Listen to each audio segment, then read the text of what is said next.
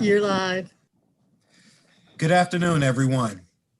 I am Delegate Derek Davis, and I'd like to take this opportunity to welcome everyone to the House Economic Matters Committee. Today is Tuesday, January 26, 2021. We have 6 bills before us. They will be taken in the order of House Bill 457, Delegate Dumais, House Bill 504, Delegate Dumais, House Bill 473, Delegate Dumais, House Bill 40, Delegate Charkoudian, House Bill 43, Delegate Krim, and House Bill 97, Delegate Lehrman. And with that, without further ado, Madam Vice Chair, if you are ready. I am. Thank you very much, Mr. Chairman. And we'll do House Bill 457 first. This is a bill that simply wants to end the sunset that is currently on MAIF regarding the premium tax. The existing law excluded MAIF from the premium tax on insurance companies through June 30th of 2022. We're filing this early so that we can hopefully get beyond that. So the way the bill came in as drafted, it simply sort of extended the sunset an additional 3 years. But upon reflection and further discussion, there's an amendment that is attached to my written testimony that would actually simply add MAIF to the list of those entities that are excluded from that premium tax. It's a cleaner way to do it. I think if you look at the fiscal notes and read my testimony as well as the testimony from Al Redmer, who I believe is here to testify, as well as Sandy Dotson from the Maryland Automobile Insurance Company, if they are not excluded from this tax, in all likelihood, they would have to do an assessment of the individuals that they insure. And as I know that you all are aware, MAIF is the sort of insurer of last resort in Maryland, and they are required to keep a certain surplus, which they do. We received a report, the committee and the General Assembly received a report at the end of, I think, 2019, indicating that, sort of validating that if this premium tax is imposed, it is going to require them to go into the surplus that is required, which would then mean that they would have to make an assessment. So with that, we'll turn it over to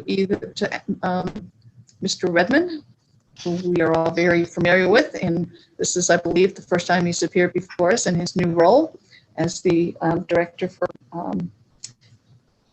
he's the executive director for MAIF. So, Mr. Redmer. Madam Vice Chair, thank you very much. I appreciate it. And Mr. Chairman, always pleasure to see you. Although for the record, based on the visual I have, I think I would rather be with Delegate Walker wherever he is.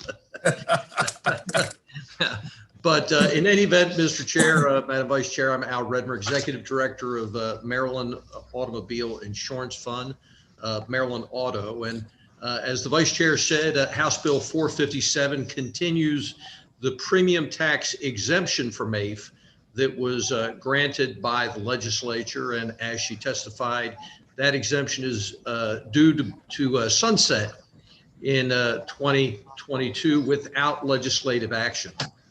And the exemption provides us financial assistance by aiding surplus to assist us in avoiding an assessment. As you know, if our surplus drops below a certain level, the law requires an assessment on all private insurers, including MAIF. The insurers then have the ability to surcharge policyholders to recoup that assessment.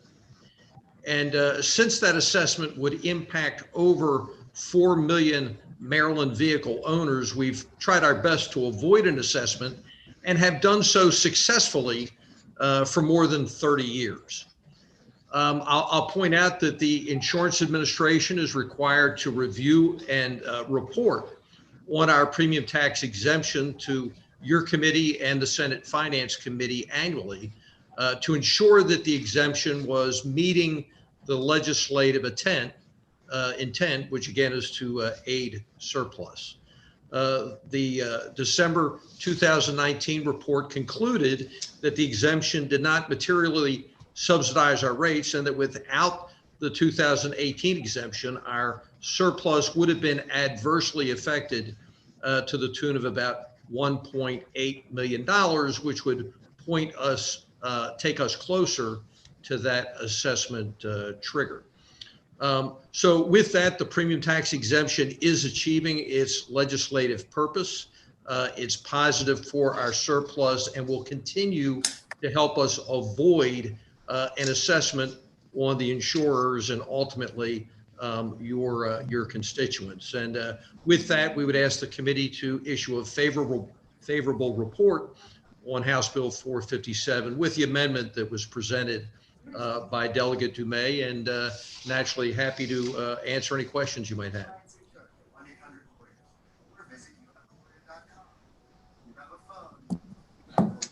I don't know if Ms. Dodson wanted to testify. Oh, good point. Sandra Dodson. Good afternoon, Chairman Davis and committee members. Sandra Dodson with Maryland Auto Insurance Fund. I have nothing else to add and happy to answer any questions, and we urge a favorable report with amendments. Are there any questions of either Sandra or Al? Speak up if Delegate Watson. Yes, thank you, Mr. Chair. I just wanted to clarify the point that the assessment that is made by MAIF is not directly to MAIF's policyholders, but it is to insurance companies that operate in the state. So the insurance companies, the other private insurance companies, are the one that pays the assessment should there be one, should there need to be one. But the point is that if you assess the insurance company, they're likely to pass that down to their own rate holders who might not even be part of MAIF. So Mr. Redmer, did I have that correct? You do. That's absolutely correct. The assessment is paid for by all of the insurance carriers doing business in Maryland. And then ultimately the carriers have the ability, as they have historically in the past, they have the ability to recoup that assessment by charging their individual $4 million policyholders. Right, that are not the policyholders of MAIF. Correct. That's exactly right. Yes. Okay. Thank you, Mr. Chair. Thank you. Is there anyone else? Seeing none. Thank you very much. That concludes our hearing on House Bill 457. I now go back to Delegate Dumais. All right. Now we are going to, I'm going to present House Bill 504. The title is Insurance Impaired Entities and Delinquency Proceedings. And I know that there are a couple of people that will also testify, so I won't take up a lot of time. But as you know, a Federal Home Loan Bank, which is an FHLB, member-owned cooperatives, and they provide competitively priced financing to their members, which include banks, credit unions, community development, financial institutions, and insurance company members. The idea behind the bill is to basically put an FHLB on a level playing field with the way the delinquency proceedings are handled when an insurance company goes into receivership. I did look at the testimony that is submitted by the Maryland Insurance Administration.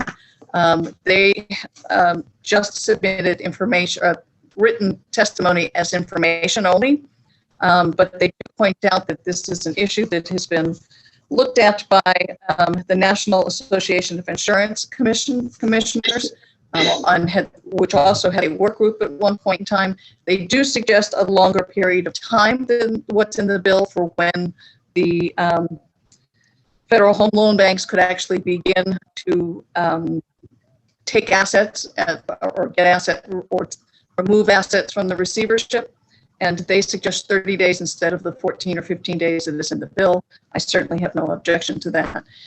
It's important, I think, to note that there are 19 states that have this form of this process in place. And in fact, Pennsylvania, Delaware, and West Virginia have enacted this legislation. It's just Maryland and Virginia in our general region that have not. So I would hope that once we have further discussions about this, that we I would move for a favorable report. And with that, I will turn it over, and I unfortunately don't have the list in front of me of who's there to testify. So, Mr. Chairman, maybe you can call from your list. Yes, ma'am. Let's start with Michael Huff.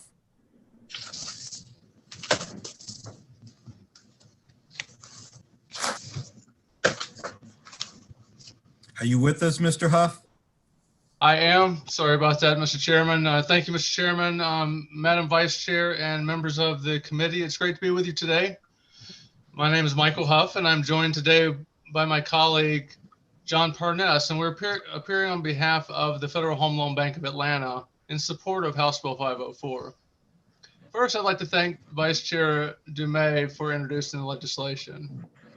The Federal Home Loan Bank of Atlanta is one of 11 regional federal home loan banks created by Congress in 1932 to provide a reliable source of liquidity to our members through all market cycles.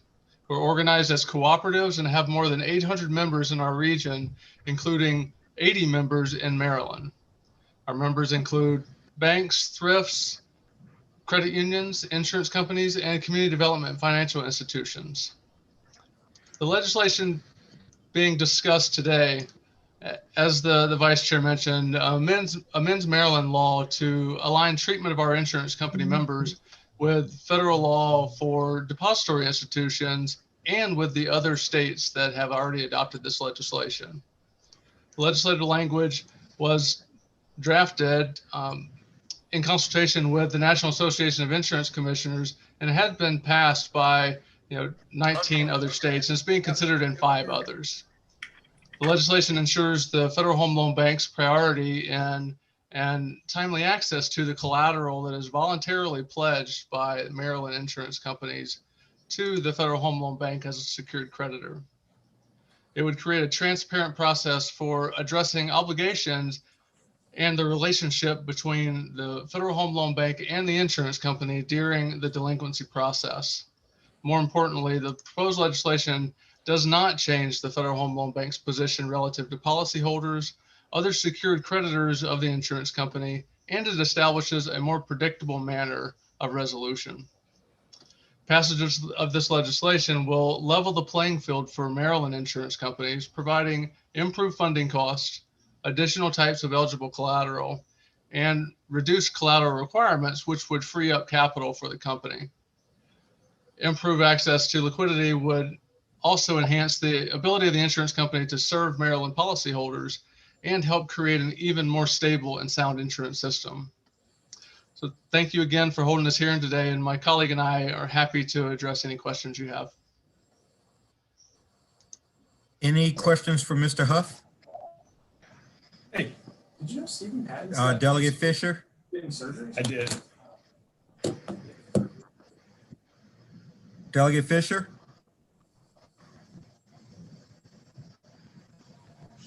Are you on mute? I have no questions. I'm sorry. Oh, okay. All right, well then we will move on. If I don't see any other hands or hear anybody, let's go on to Mr. Jonathan Parness. Yes, thank you, Mr. Chair. As Mr. Huff mentioned, I'm also from the Federal Home Loan Bank of Atlanta, and I'm here in support of the bill, and if there are any questions as discussion proceeds.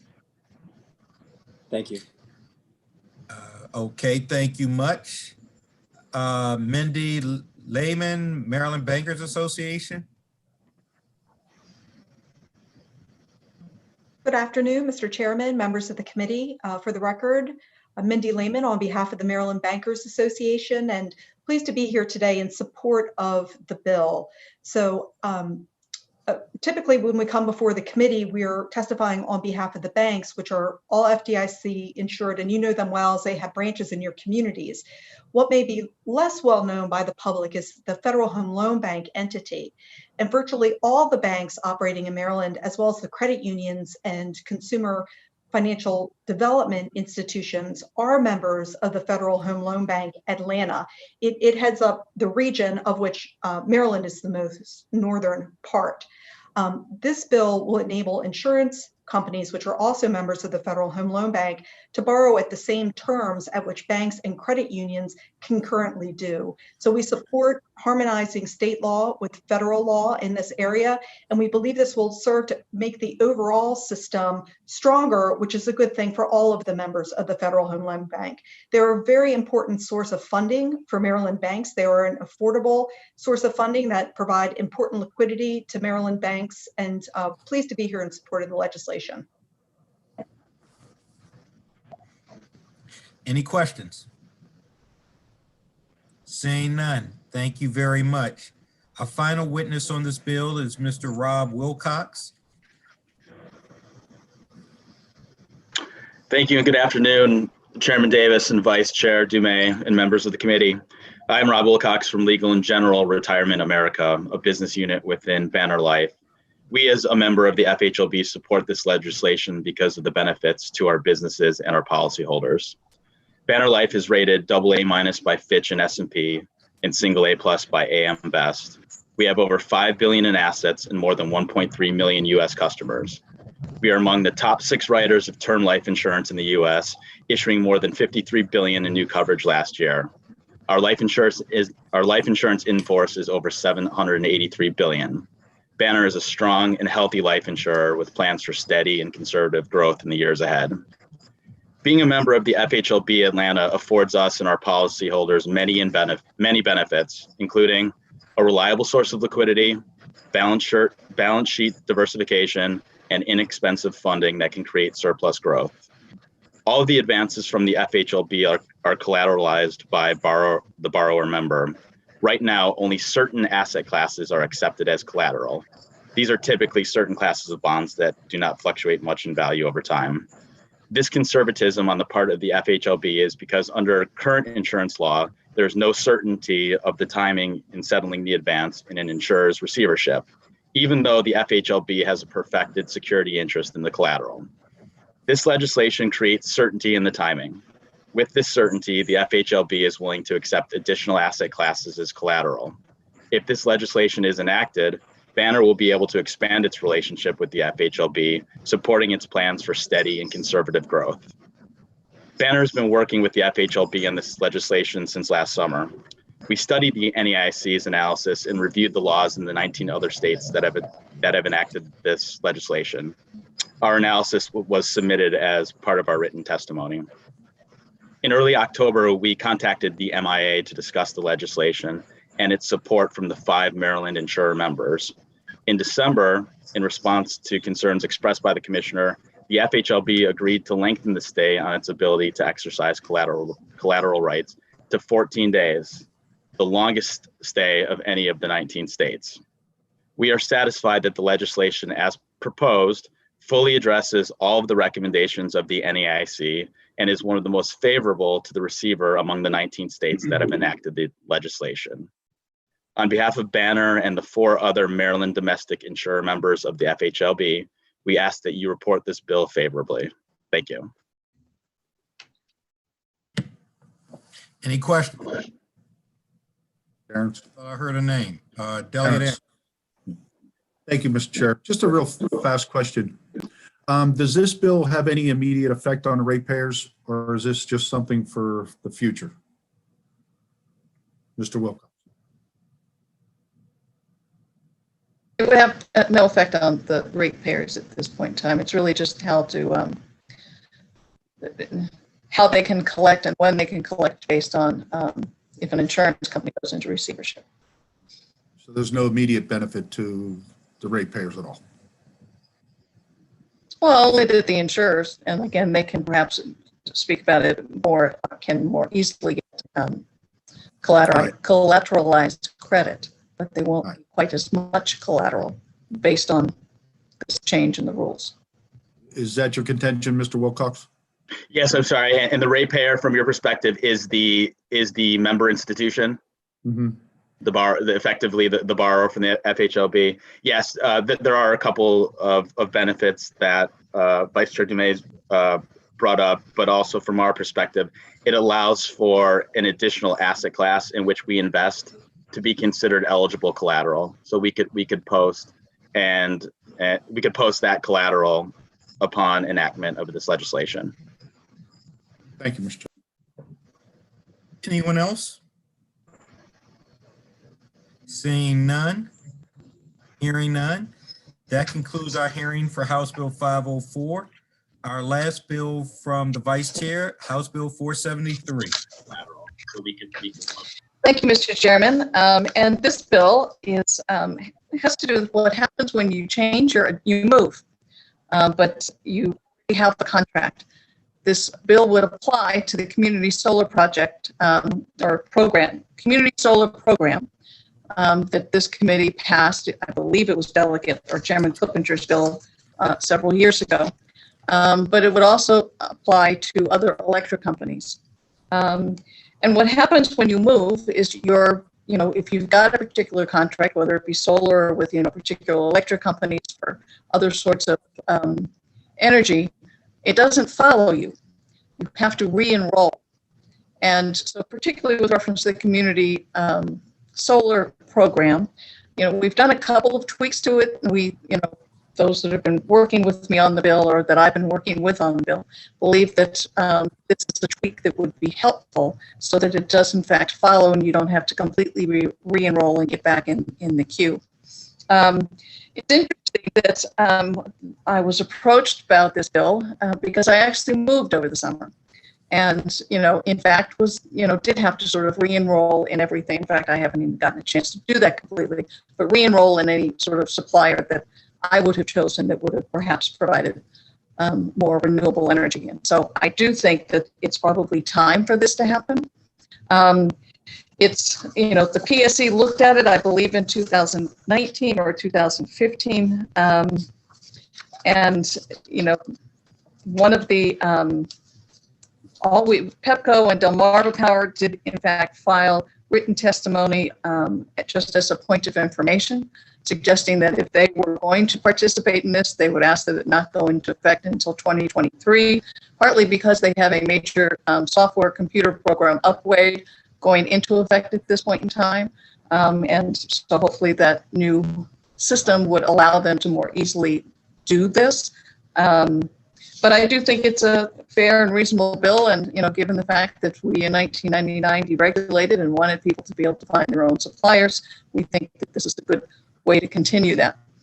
I have spoken to Ms. Pelletier, who I think we have seen many times, that works with the lower income individuals. And there's a bill, and maybe it's the one we're hearing later today, I'm not sure, that has to do with what happens sort of with some of the knocking on the door companies, and do we really, if they're taking advantage of low income individuals, do we want them to then be able to continue their contract?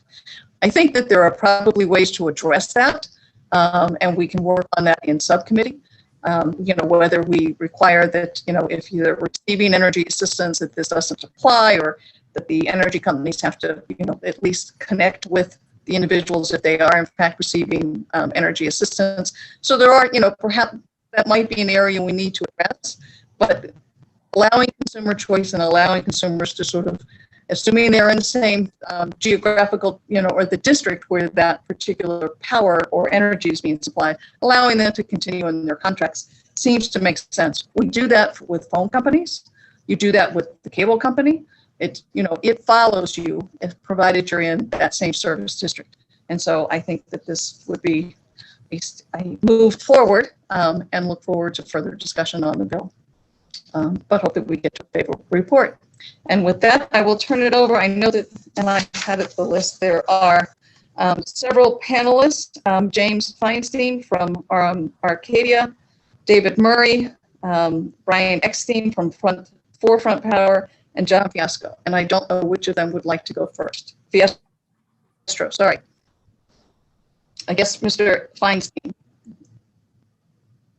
Yes, Chair Davis, Vice Chair Dumas, and the esteemed members of the Maryland House of Delegates Economic Matters Committee. Thank you for the opportunity to testify on this important legislation. I am here on behalf of Arcadia, which is the first nationwide digital energy services platform. We have more than 450,000 customers spread across all 50 states, including more than 15,000 in Maryland. We are a market leader managing more than 300 megawatts of residential community solar subscriptions across 7 states. Our subscribers average 5 to 10% savings on their monthly energy bills. In Maryland today, A customer who moves to a new service address within the same utility territory loses their community solar subscription through no fault of their own. Their only mistake was that they moved. Because there are currently no protections that adequately ensure that a customer who moves has the option to retain their subscription. I would like to illustrate this problem with an example. Imagine someone who rents an apartment in downtown Bethesda and chose to participate in community solar. They signed up for a project, reviewed the required disclosure form, and have been enjoying 10% savings on their electricity bill for the better part of a year. They later decide to move to an apartment a few blocks away. Under the existing regulations, they would be disconnected from their community solar project and would stop receiving the associated savings. If they wanted to reconnect to the project, they would need to re-enroll, queue in a wait list, and then wait for the utility to re-add them to the project before they can receive those savings again. This is clearly a bad customer experience and not one that customers expect. Anyone who signs up and agrees to community solar terms once should have the option to keep those terms when they move. This legislation would streamline that process so that same customer would be able to stay connected to their project after they move and continue to receive savings without delay. Thank you for your time, and Arcadia asks for a favorable report on House Bill 473. And Mr. Chair, if we could call David Murray next. Absolutely. Sure. Good afternoon, Chairman Davis, Vice Chair Dumais, and thank you for your leadership on this important issue. My name is David Murray. I serve as Executive Director of the Chesapeake Solar and Storage Association, formerly MDVC. We represent the solar installers, developers, financiers, and everyone in between in the Maryland solar industry, as well as District of Columbia and Virginia as well. We are here in support of this important bill as it ensures that we can further have a successful community solar program in Maryland. So I always say utility scale solar is the cheapest form of solar. Residential and commercial creates the most jobs and sort of direct individual benefits. And community solar is the wonderful middle child that is the most accessible. It leverages the economics of scale to ensure that renters, low to moderate income Marylanders, and folks that otherwise couldn't have solar on their home can access the savings of solar energy. Thus, equity and accessibility were among the top reasons that this body passed a community solar program back in 2015, and in 2019 extended it for another 4 years. So subscription portability is really a straightforward issue that jeopardizes the success of the program. We want to make sure that folks moving within their utility territory can maintain their subscription. I want to note that approximately 10% of households move each year. And I believe it because in my 20s, I moved apartments once a year. And without this bill, I'd need to re-enroll in the community solar program every time. And it would have been very, very difficult for me to have taken advantage of the cost savings from community solar energy. It's also worth noting that this type of legislation is in line with actions of other states. The Illinois legislature has explicitly addressed portability in their community solar statute, ensuring that every subscription shall be portable, meaning that subscriptions may be retained by the subscriber even if the subscriber relocates or changes its address within the same utility service territory. We also represent the community solar interests of Virginia, which passed its first program last year, and the recent regulations that were just adopted by the state's utility commission ensure that transferability is a key priority of the program.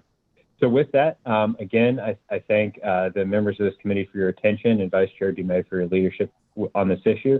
I'll leave the time to the rest of the panel. Thank you.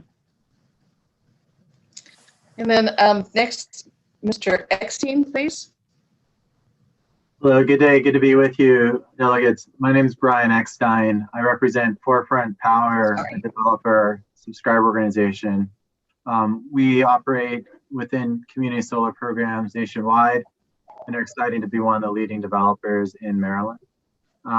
We see this bill as essential to realizing the benefits of community solar.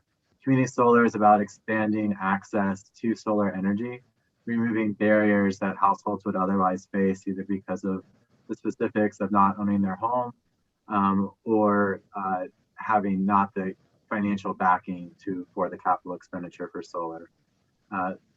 This provision, this proposed legislation is meant to make the program consumer friendly, further removing barriers to participation in solar energy with Maryland.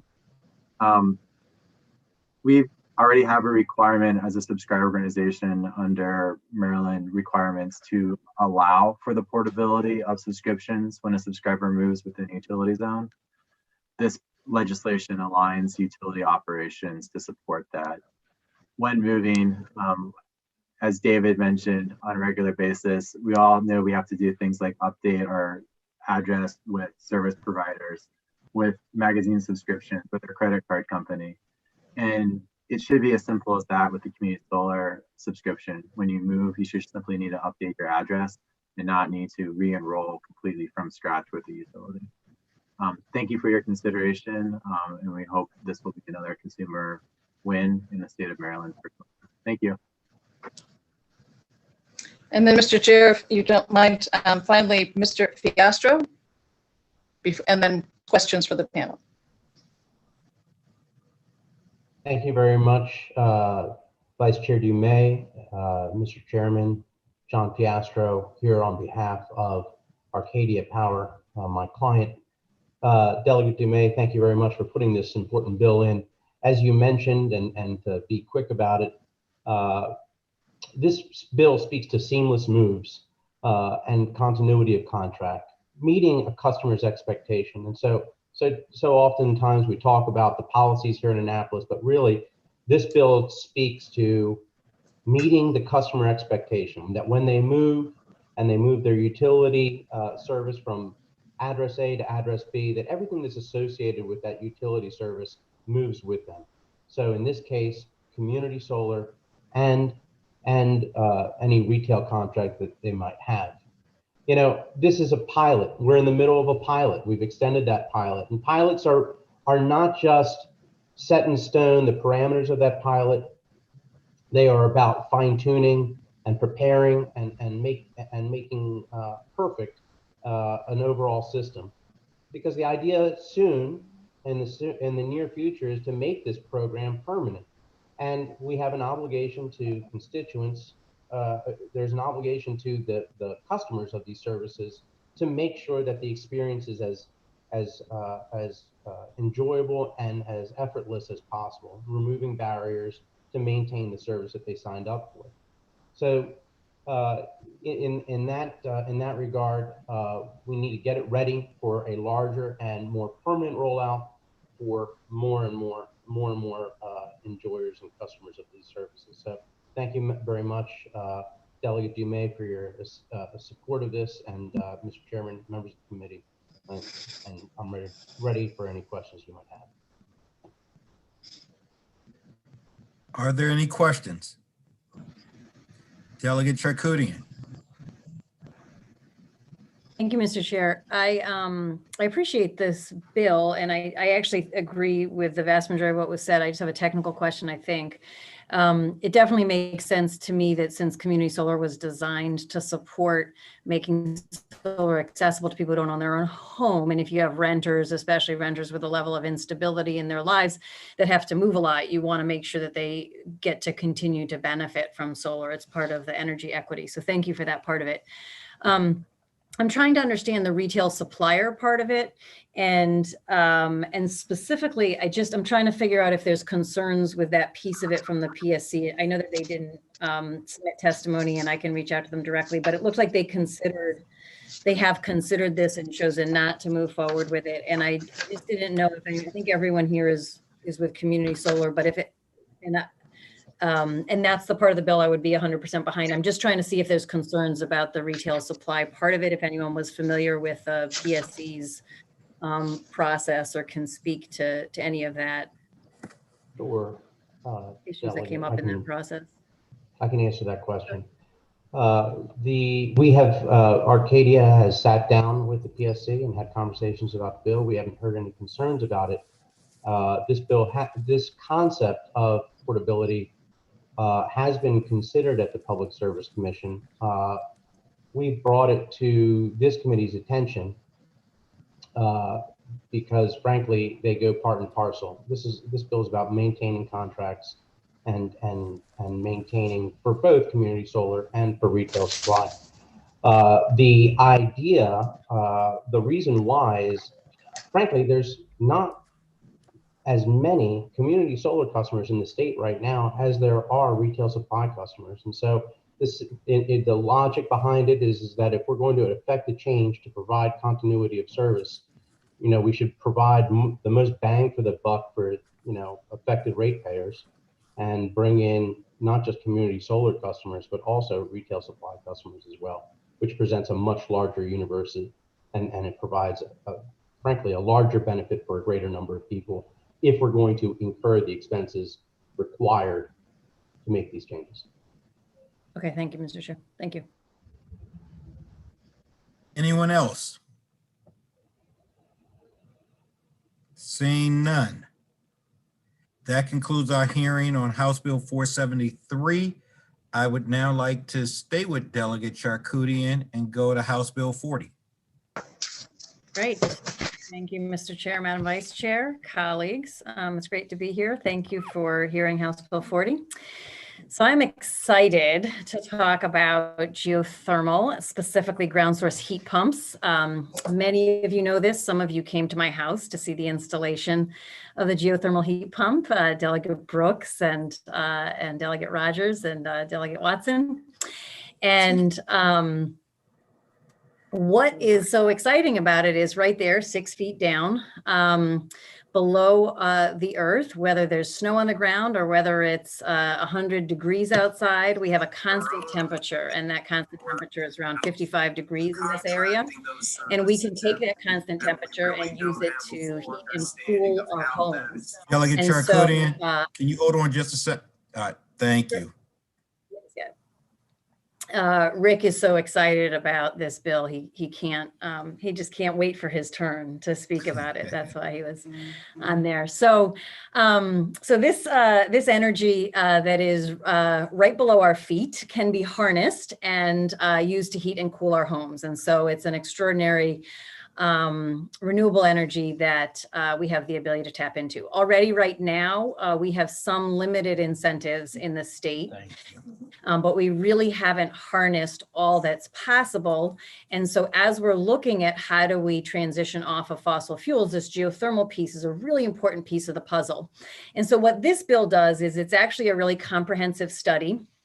I will probably have another bill, and if I do have the other bill, then this bill will be folded into it, but there's still some technical issues with bill drafting we're working through. So right now we have this bill in front of us, but I hope to have another bill that we'll connect this with.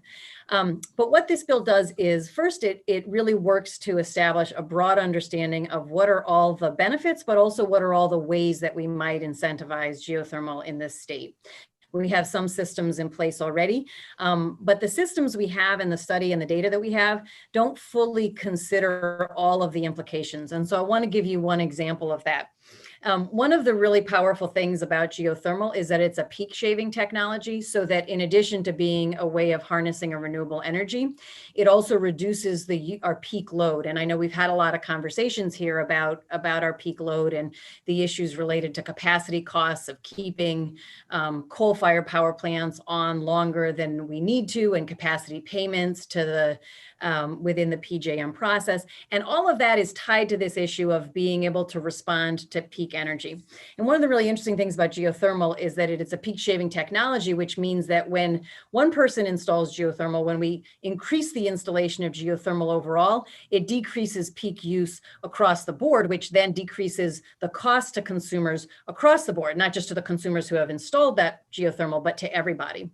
And so there's all of these nuances that we haven't had a chance to look at yet in this state related to geothermal. And once we understand those nuances, they actually give us a better understanding also of how it is that we want to grow, target the investments, and so on. So what this bill does is it lays out, the other thing that I wanted to highlight is we do have, there are some really creative, interesting things being done in other states. Massachusetts is piloting putting in geothermal using the infrastructure that's already in place for the gas, natural gas system. So transitioning that infrastructure in district heating and cooling systems. So this bill also, allows us to study those possibilities. The other really exciting thing about geothermal is we have, and you'll hear from folks, and if you take a look at the committee testimony, it is an energy that has environmentalists really excited, labor unions really excited, scientists really excited. So we have a lot of consensus around this approach and the need to really grow this. And the bill looks at how do we grow it, how do we grow good jobs within geothermal, and also how do we grow equity? How do we make sure that we're targeting, we just had a chance to talk about community solar, which is a way to have equity in access to solar energy. How do we grow the geothermal industry in a way that ensures that it's benefiting low-income folks in the state as much as it is the broader population? And so with that, I have a panel here that wants to speak to this, and I'll close up for this moment and then take questions after we hear from a couple other folks.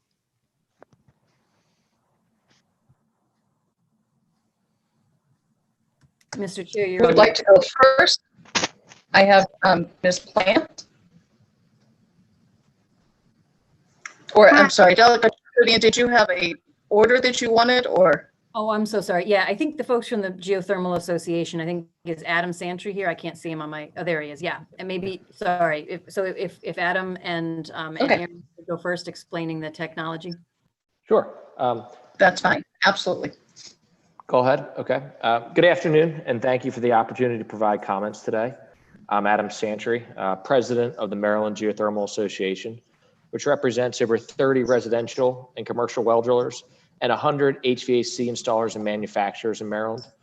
I'm also speaking to you today as the president of the geothermal drilling company, Allied Well Drilling, which is headquartered in Anne Arundel County. Allied is one of the top geothermal drillers in the country, and we employ more than 100 people locally. While most of our employees call Maryland home, most of our work has shifted to more competitive and out-of-state geothermal markets in the last few years. Among its many benefits, House Bill 40 will help us to take the best practices from market leaders such as New York and Connecticut and apply them in a Maryland-specific context to grow the industry. It'll enable us to evaluate ways to expand access to geothermal for low and moderate income families who currently are unable to afford geothermal technology. Lastly, it'll enable us to fully value the benefits of geothermal to the grid and to ratepayers as a result of reducing peak demand. Let's talk a little about potential of geothermal. Geothermal heat pumps are recognized by the Maryland Commission on Climate Change as up to 500% more efficient than standard heating systems. For homeowners, particularly with oil and propane heating, geothermal heat pumps can reduce emissions by up to 80% and save them thousands of dollars per year in heating and cooling costs. There are currently over 250,000 fuel and oil and propane households in Maryland. Maryland currently ranks 8th among all states in the country in its number of fuel oil customers. A little bit about geothermal jobs, which are a big part of the study. Geothermal energy is a labor and capital intensive industry that creates high paying jobs in Maryland. These jobs are high skill and high wage. Drillers typically make between $75,000 to $120,000 per year or more. Today, as many of you know, 80% of all RECs retired in Maryland are generated outside of the state. Growing geothermal would help ensure that more credits are generated in-state using in-state labor and resources with direct benefits to homeowners and businesses. In conclusion, to really grow the geothermal industry here in Maryland, we first need a clear path forward in terms of geothermal's potential, as well as the policy tools that can be used to properly support the industry. The Maryland Geothermal Association asks that you pass this important piece of legislation to help us lay the groundwork for this industry to thrive in Maryland. Thank you for your time. Ms. Appel.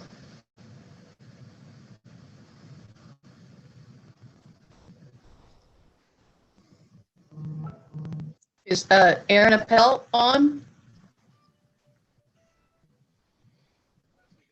Okay, I can't see her. So why don't we take some initial questions of the sponsor and Mr. Santry at this point?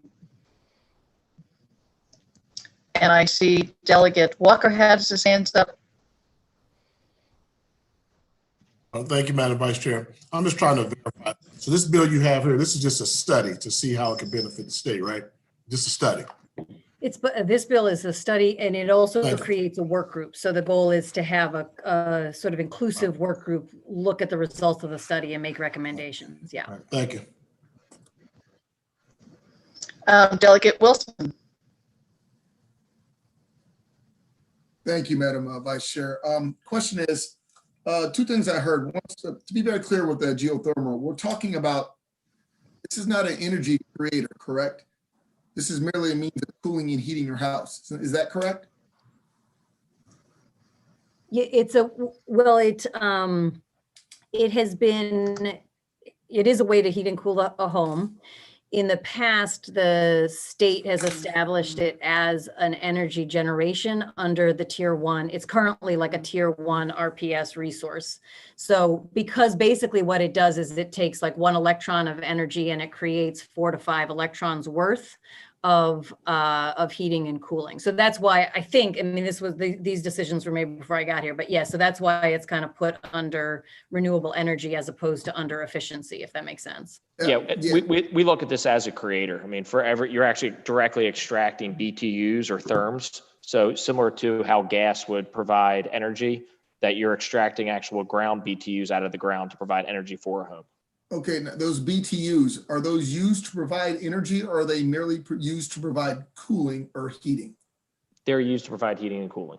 So to be clear, it's not an energy generator, and I'm not casting any aspersions on this system. I'm just doing this for clarification for my second question.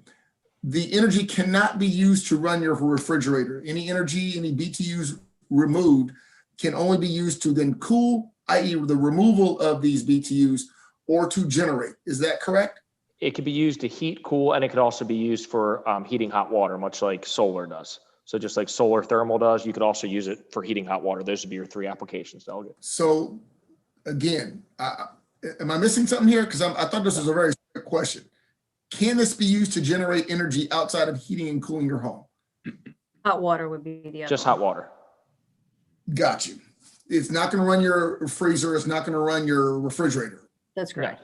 Great, great. Again, guys, I'm not trying to be antagonistic on this. I'm just trying to get some clarity here. And my second question rolls into the low income portion of this. And this really is something maybe the study will generate, but Delegate Charkoudian, how do we envision low income individuals who are not homeowners? They're not homeowners. How are they going to benefit directly, or is this just a generalized reduction in cost for power, heating and cooling power, I should say? Right. So there's potentially 2 or 3 ways. So when we look at, I'm sorry, there's texts of people waiting in the waiting room. That's a bit distracting. I apologize, Delegate. No worries. Oh, no, I'm not trying. Trying to get people in the room. So I think there's a couple different ways to do it. And I think that when you look at sort of the community solar as a piece of it, I mean, I think this is where we're saying, like, we want to really look at and understand what are the ways that you can have this energy access. How do we grow clean energy in a way that benefits everybody? So one of the other really important things about geothermal is the indoor air quality benefit of it. So there's no combustion of any fossil fuel in a home. And so that's another really important piece of the benefit of it. So when we're looking at, and what I've started to look at in the other possible bill that I would have is sort of the multifamily homes. So low income multifamily housing would benefit from switching from a heating fuel to geothermal, because you would improve the indoor air quality as well as lowering the utility costs for the individuals in that home. Another example would be schools. So there's a real question about, when we do the upgrades to our schools, how do we make sure that the clean energy, the cleaner energy, is going into schools in a way that benefits kids at all different ranges of income? And in particular, how do we target towards schools that tend to have higher farms rates, for example? Make sure we're getting the cleaner air, better air quality into those schools. And this is a way to do that. So I think it's beyond just homes. I mean, certainly we're looking at how do we increase heating and cooling in homes, but because this is a technology that especially is more and more beneficial at scale, you're looking at multifamily homes, especially low income. You're looking at schools, especially schools in low income areas. You're looking at hospitals. You're looking at all these other areas as well. And so that's why this sort of comprehensive look. And I asked this question again, and I'll close with this, Madam Vice Chair, or Madam Chair, whoever's on now, is that the reason I'm bringing this up is because I've been reading a lot of studies on a lot of these programs that have been put into place to help the lower class and the minority communities. It they haven't. They've been put in place and they pretty much elevated and bolstered the middle class white community. So I want to move forward, and we keep saying the word lower income, that we are actually doing things that will target and directly benefit lower income. And that's just not a cover in order to get something pushed forward, because I've seen this with some of our programs. And that's on Delegate Charkoudian. Please don't think at all I'm questioning your integrity or anything. It's just I want to be mindful of that, because I just get worried sometimes that we keep mentioning low Delegate Wilson, if income I and it could never just hits it. respond, because thank you. And I absolutely agree. And in fact, if I may, I have another bill coming that addresses the fact that we built Empower as a state, which I think is a great program, but we didn't do a carve out for low income. And so as a result, most of Empower has benefited higher income folks. And now my bill, which you'll hear next week, creates a carve out for low income folks to make sure we're absolutely making those investments as well. So I hope you'll support that. But the other thing that I would say is that's part of why that's in the study specifically. And I want to follow up with you, because if I do bring my other bill forward, which is a GREC carve out, the way it's written right now is there is an additional carve out within the carve out for low income folks. And I want to have you take a look at it with me, because I couldn't agree with you more on this issue of making sure that as we're building clean energy programs, we've got to make sure that they are doing that, the legitimately really helping people who have been hurt the most by climate change. And so I'm 100% with you, and I want to keep working with you on this piece of it. And I'll follow up. Thank you. Thank you. Okay, Delegate Howard, I believe, was next. Thank you, Madam Vice Chair. So this is to anybody. Has the state done a study hydrologically and as far as native soils are concerned to see if and where this would support this type of expansion in this technology? Because I'm looking at the bill, and it says MEA in consultation with the work group must develop recommendations for a specified incentive structure. So we're forming a new incentive structure for geothermal, great, but are the areas that we're trying to target, low income areas that, Delegate, you mentioned those yourself, are they supported from a in the hearing? Okay, thank you. I'm sorry. I think you asked about the geological conditions. Yet the whole state of Maryland is actually ideally suited. Trying to ask, but yeah. I'm a master well driller too, so I think I can answer that question. Yeah, absolutely. The whole state of Maryland is consistent in its ground temperature at 58 degrees. It actually is what makes us in the country. We are the ideal geothermal market from a geological standpoint. The fact that But lower income areas in the city aren't going to support vertical drilling or horizontal drilling. Oh, they absolutely will. I mean, we've spent the last year, my company in New York City and Brooklyn, doing nothing but low income. That we haven't been off low income projects. We can go underneath skyscrapers. The new government building, Wheaton Town Center, where all Montgomery County's headquarters are being built, we put the geothermal system there. It's underneath of the high rise being built for the government headquarters. It's already done. We did it. So there's no spatial limitation underneath buildings, underneath parking lots, underneath all of those are viable areas. And I think in the cities that you'll find, most of those types of projects are actually perfectly situated for it. That's what we've seen in a lot of other cities who are a little further ahead than us. Yeah, I didn't know if there was some type of overlay that the state had already done where we could use from a hydrological standpoint, because we have a lot of aquifers that are very sensitive subjects, and rightfully so here in Maryland. We have a lot of mountainous regions that might not support it because of rock. No, actually, also rock, for example, rock's a better conductor. So when rock's a great conductor. We actually just redid, it was 2 years ago, I think you guys were part of it. MDE redid their drilling regs. And after, pretty extensive study with geothermal, they actually deregulated a lot we're allowed to do, because when we drill geothermal, it's all closed loop systems. We don't have any impact at all. We're actually just using the ground BTUs. We're not extracting any water out.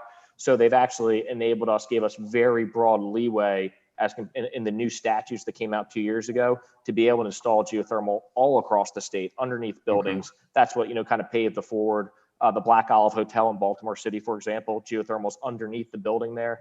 So we're doing it in a lot of schools now. It's underneath some of the gymnasiums, athletic fields.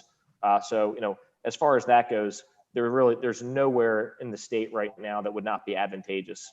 So the state as a whole, we're probably at the best geological condition on temperature at that 58 degrees, because during the summertime, you would love to have 58 degrees. During the wintertime, man, you'd love to have 58 degrees. It's like getting your, during the summertime, getting your temperatures from Florida, from Maine, and during the wintertime, it's like getting your temperature from Florida, right? So that 58 degrees across the state is absolutely ideal. Okay, great. That's great news. I just didn't want to create a new incentive structure and then we don't have, geological port for it essentially. So, but you answered my question wholly. Thank you very much. I appreciate it. We're blessed here. Yep. Thank Delegate Aaron's. Thank you, Madam Vice Chair. Just a quick question. It sounds like this bill is going to be a study, but it sounds like all the study has been done, all the information you provided. Most of us understand geothermal is a great source. It's a great resource if you have it. It's been around a while. Are we looking just for an incentive here, or are we looking to do more with this geothermal as far as a product? Sounds like your industry knows what it does already. So what are we studying? I know, Adam, if you wanted to take that, I can explain what I think we have left to study, but were you asked, can I answer that question, Delegate Aarons? Or? Well, yeah, but I'd rather hear Adam also. Sure. Go ahead. One thing that we're really lacking in the state is data. The number of installs that are getting tracked in the state, we don't have a lot of the hard data that we need that typically Maryland Energy Administration would track, and how it will relate to ratepayer impact. I think that's one of the big things this bill will do. And then through what additional policy goals, a lot of other technologies have kind of been at the forefront the last couple of years in the RPS. And I think this bill would be a great time to really, if your group says you know about geothermal, I think you'd be some of the first groups that we've spoken to that do know about it. But because most times when we're talking about people, they don't understand the impact and the numbers and the actual technology. It's still something that we're trying to get the message out and trying to see how we can incorporate it in the statutes here in the state. Okay, if I may interrupt you, you just mentioned when Delegate Howard had an answer of all the work you've done in New York City, you know what your product can do. And I'm wondering, why do we need the state to tell you what your product can do?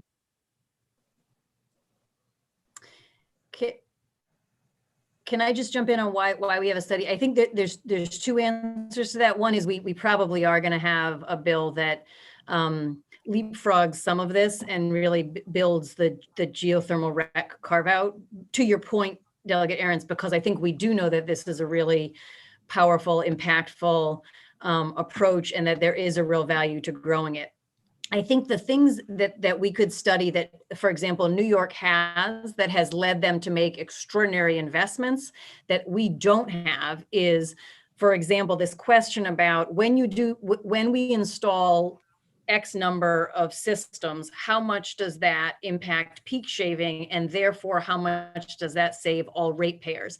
And when that saves the ratepayers Y amount of money, how do we reinvest that Y amount of money in increasing geothermal to then have additional peak shaving ratepayer savings? That level of nuance we don't have in this state. So I would say we do have enough in this state to say we need to grow this industry, and maybe we can take that small step this year on some level. But I think there's nuances that might suggest that it's worth even more of an investment than we right now understand. And that's some of what this study is trying to get at, because that's what they have in New York that's led to this kind of more massive growing of this industry. I just think we're probably doing a lot of this already. I think the industry has done a lot of this already. You would expect, because the geothermal's been around quite a while, maybe not like today. It's been around a while, and I'm a little confused. It almost sounds like we're reinventing the wheel and trying to substantiate a lot of things we already know about geothermal in other areas, granted, but it sounds like this bill is just duplicating a lot of effort at this point. Okay, well then make sure you vote for the GREC bill when that comes in a couple of weeks. Delegate, I'll be okay. Thank you. Are there any other questions for the sponsor or Mr. Santry? I'm sorry, Delegate. Yes, Madam Chair. Okay, thanks, Madam Vice Chair. Yeah, Delegate Shakoudian, I was at your house on the summer. Yeah, that was impressive. My concern now is then that the initial investment is going to be somewhat cost prohibitive low-income families, you know. And I know this is a way to mitigate energy costs and whatnot. I guess what sort of comes to mind is the person who's out there hungry, you know, do they need food or do they need tools, you know? Of course, the immediate concern would be the food to get them the energy that they need to take those tools and then of course sustain for later on. So here again, the concern was the cost. Of course, we know that the investment tax credit, the ITC, that was actually being phased out. This year is down to what, 22%. Next year is down to 0. That could get reinstated. Of course, I think that would provide some incentive to get people to invest in renewables or things that is going to help mitigate or reduce their CO2 emissions. So. Yeah, thank you for that question. So I think when we're talking about what are the policy tools, this question about do we need a study? When we're talking about the policy tools, I think there's some really obvious ones that are about rebates, that are about geothermal RECs. But then there's others that I think are going to be about financing. So if we really want this to be accessible to a low-income homeowner, single-family homeowner, as I said when I was talking to Delegate Wilson earlier, I think we want to look at supporting it in multifamily housing and schools and so on.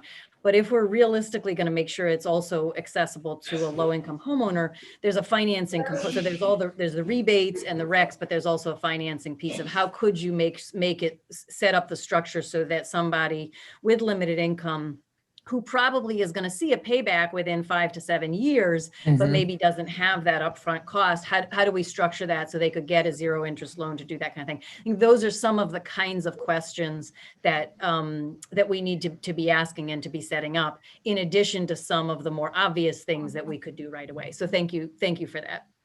Okay. All right. I think we're going to move on to the next witness, unless does somebody have? I don't see any other hands. All right, Ms. Hell, I understand that you are now in the Yes, meeting. I apologize. I apologize. I was stuck in the waiting room. Okay, go ahead. Thank you. Good That's all right. afternoon. Go ahead. Good afternoon, members. Erin Appel here on behalf of the Maryland Geothermal Association. We believe Maryland should be a leader in adopting geothermal heating and cooling. You all have established commendable goals for our state in terms of moving away from fossil fuels. However, as we move to renewable sources, we should incentivize the most cost-effective and efficient technologies. Geothermal is without a doubt one of them. In fact, it is proven to be up to 5 times more efficient than traditional systems. Geothermal is already part of Tier 1 and has been for a number of years, but because it's an emerging technology, it hasn't experienced the same type of growth as other more mature technologies such as solar and wind. This committee was key in helping those technologies to flourish. Other states have studied and implemented ways to successfully grow geothermal, and we are asking Maryland to do the same. You just heard from Adam Santry, president of Anne Arundel County-based Allied Well Drilling. They have been doing a tremendous amount of work installing geothermal systems in low-income apartment buildings in New York as a result of incentives recently put in place there. They should be doing it here in their home state of Maryland.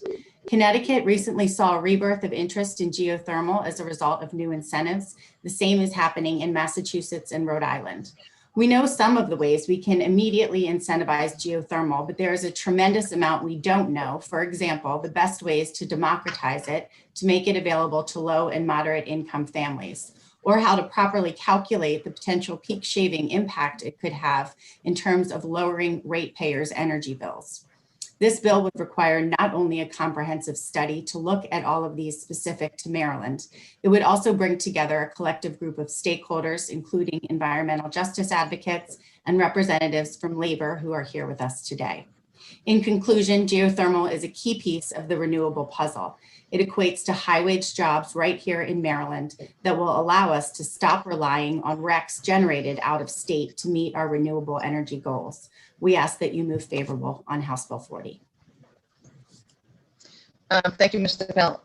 I think what I'd like to do is take Mr. Bernardi, and then we'll go back with questions from Mr. Bell and Mr. Bernardi. So, Mr. Bernardi. Great, thank you, Chairwoman DeMay and members of the committee. Thanks for having me here today. My name is Rick Benetti. I'm here on behalf of Lyona's Washington Baltimore District, Washington District Council. We're here to provide positive support for House Bill 40. This is a good bill. It's not lost on Laiona or the building trades community that the committee and the General Assembly are beginning to make labor a top priority when considering policy as Maryland transitions to a greener energy infrastructure. From the trades perspective, from Laiona's perspective, whatever form it takes, however long it takes, the transition to green energy in Maryland must include a blueprint for the transition of meaningful employment for the trade workers that are currently working in the industry, in the energy industry now. We're talking about well-paid, middle-class, family-sustaining jobs with millions of man-hours on the line. Of those folks, those trade workers are working for contractors that do utility work in the state. And these jobs just can't go away without a statewide plan. They're simply too important to the state's economy.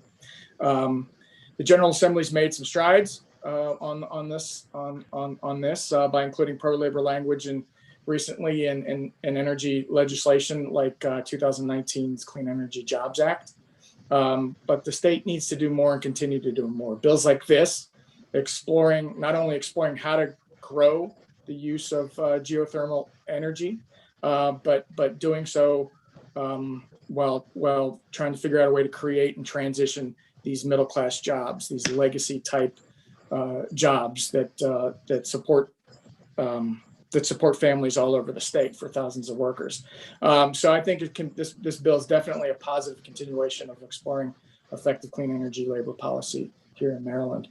We know there's not likely going to be the same number of jobs created in the green energy economy as there are in today's energy economy. We've seen this a little bit thus far in Maryland's solar industry.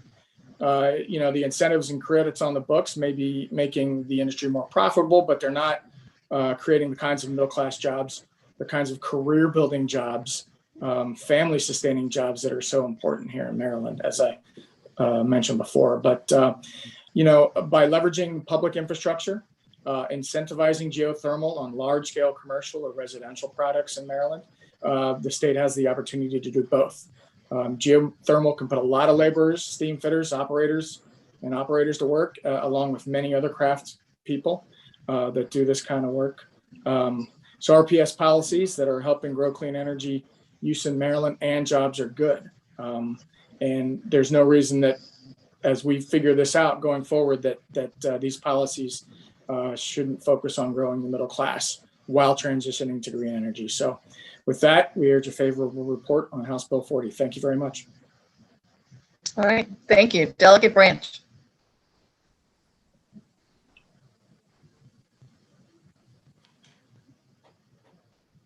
Oh, sorry. You having trouble unmuting?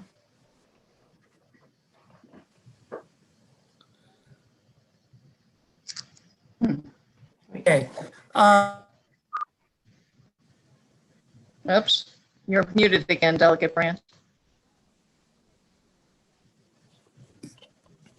I can find you.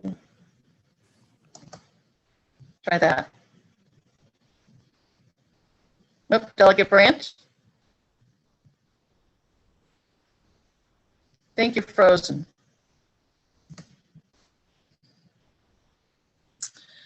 Okay, Delegate Branch, we'll come back and let you ask your question. Oh, are you there now? There you are. Can you hear me now? We can. Yeah, it keeps jumping back and forth. Yeah. Now we can't. Hear me now? Yeah, it keeps jumping back and forth. No. All right, now you're muted. Oh, are you good now? If you can hear me, I'm good. Yeah. I can. Okay, good. Look, I agree with Rick, and I like what he had to say, and I've seen over the years that all these meaningful jobs that are supposed to be created at levels of which families can really have a decent and earn a decent living. I haven't really seen a lot of that. But at the same time, how are we going to make sure that lower income people will be able to afford this geothermal. How will that happen? And jobs, what kind of, can you explain a little bit about what those jobs would look like and at what salary levels? Somebody? I can take the low income piece of it. I think I answered to some extent, but I'm happy to kind of put those pieces together. And then I think probably Rick and Adam could answer on the salary levels maybe. So I think on the low income side, some of it is how do we put together the incentives so that we require that, for example, if the state's going to put recs behind geothermal, this is an example, right? Because this bill just has the questions, but this is an example what you would do, that at least 25% of all the essentially subsidies that we provide have to directly benefit low income people. That could be single family homes, it could be schools, it could be hospitals, it could be nursing homes. Because again, you're doing this work not just on residences, but on all of these potential buildings. So that's one way to do it. Second way to do it is to incorporate it, for example, into DHCD's low income retrofitting programs that they're doing. So they're going in and they're working on single family, multifamily housing, and they're saying, what are all the things that we can bring into this house to make it more efficient, to lower the energy bill? So you incorporate it into that. That would be another possible direction. A third possible direction is doing something with financing, so that if somebody does own their home, if you have a low income person who owns their home, and you can set it up so they pay zero up front, potentially on bill financing or something else like that, where they only ever see savings. So they don't actually have to pay that upfront cost, but they get the savings over time and maybe pay off a portion of it. But what they're paying off is lower than what they're actually saving. And so over time, they only ever see savings. So those are some examples, again, because this bill doesn't have the specific outcome yet, but it has the questions. Those are examples of some of the ways that you ensure that it's accessible to everybody. And then by— This would be optional? Would this be optional? Well, the program yes, be an optional? Nobody would be forced to have geothermal. Is that what you're asking? Right.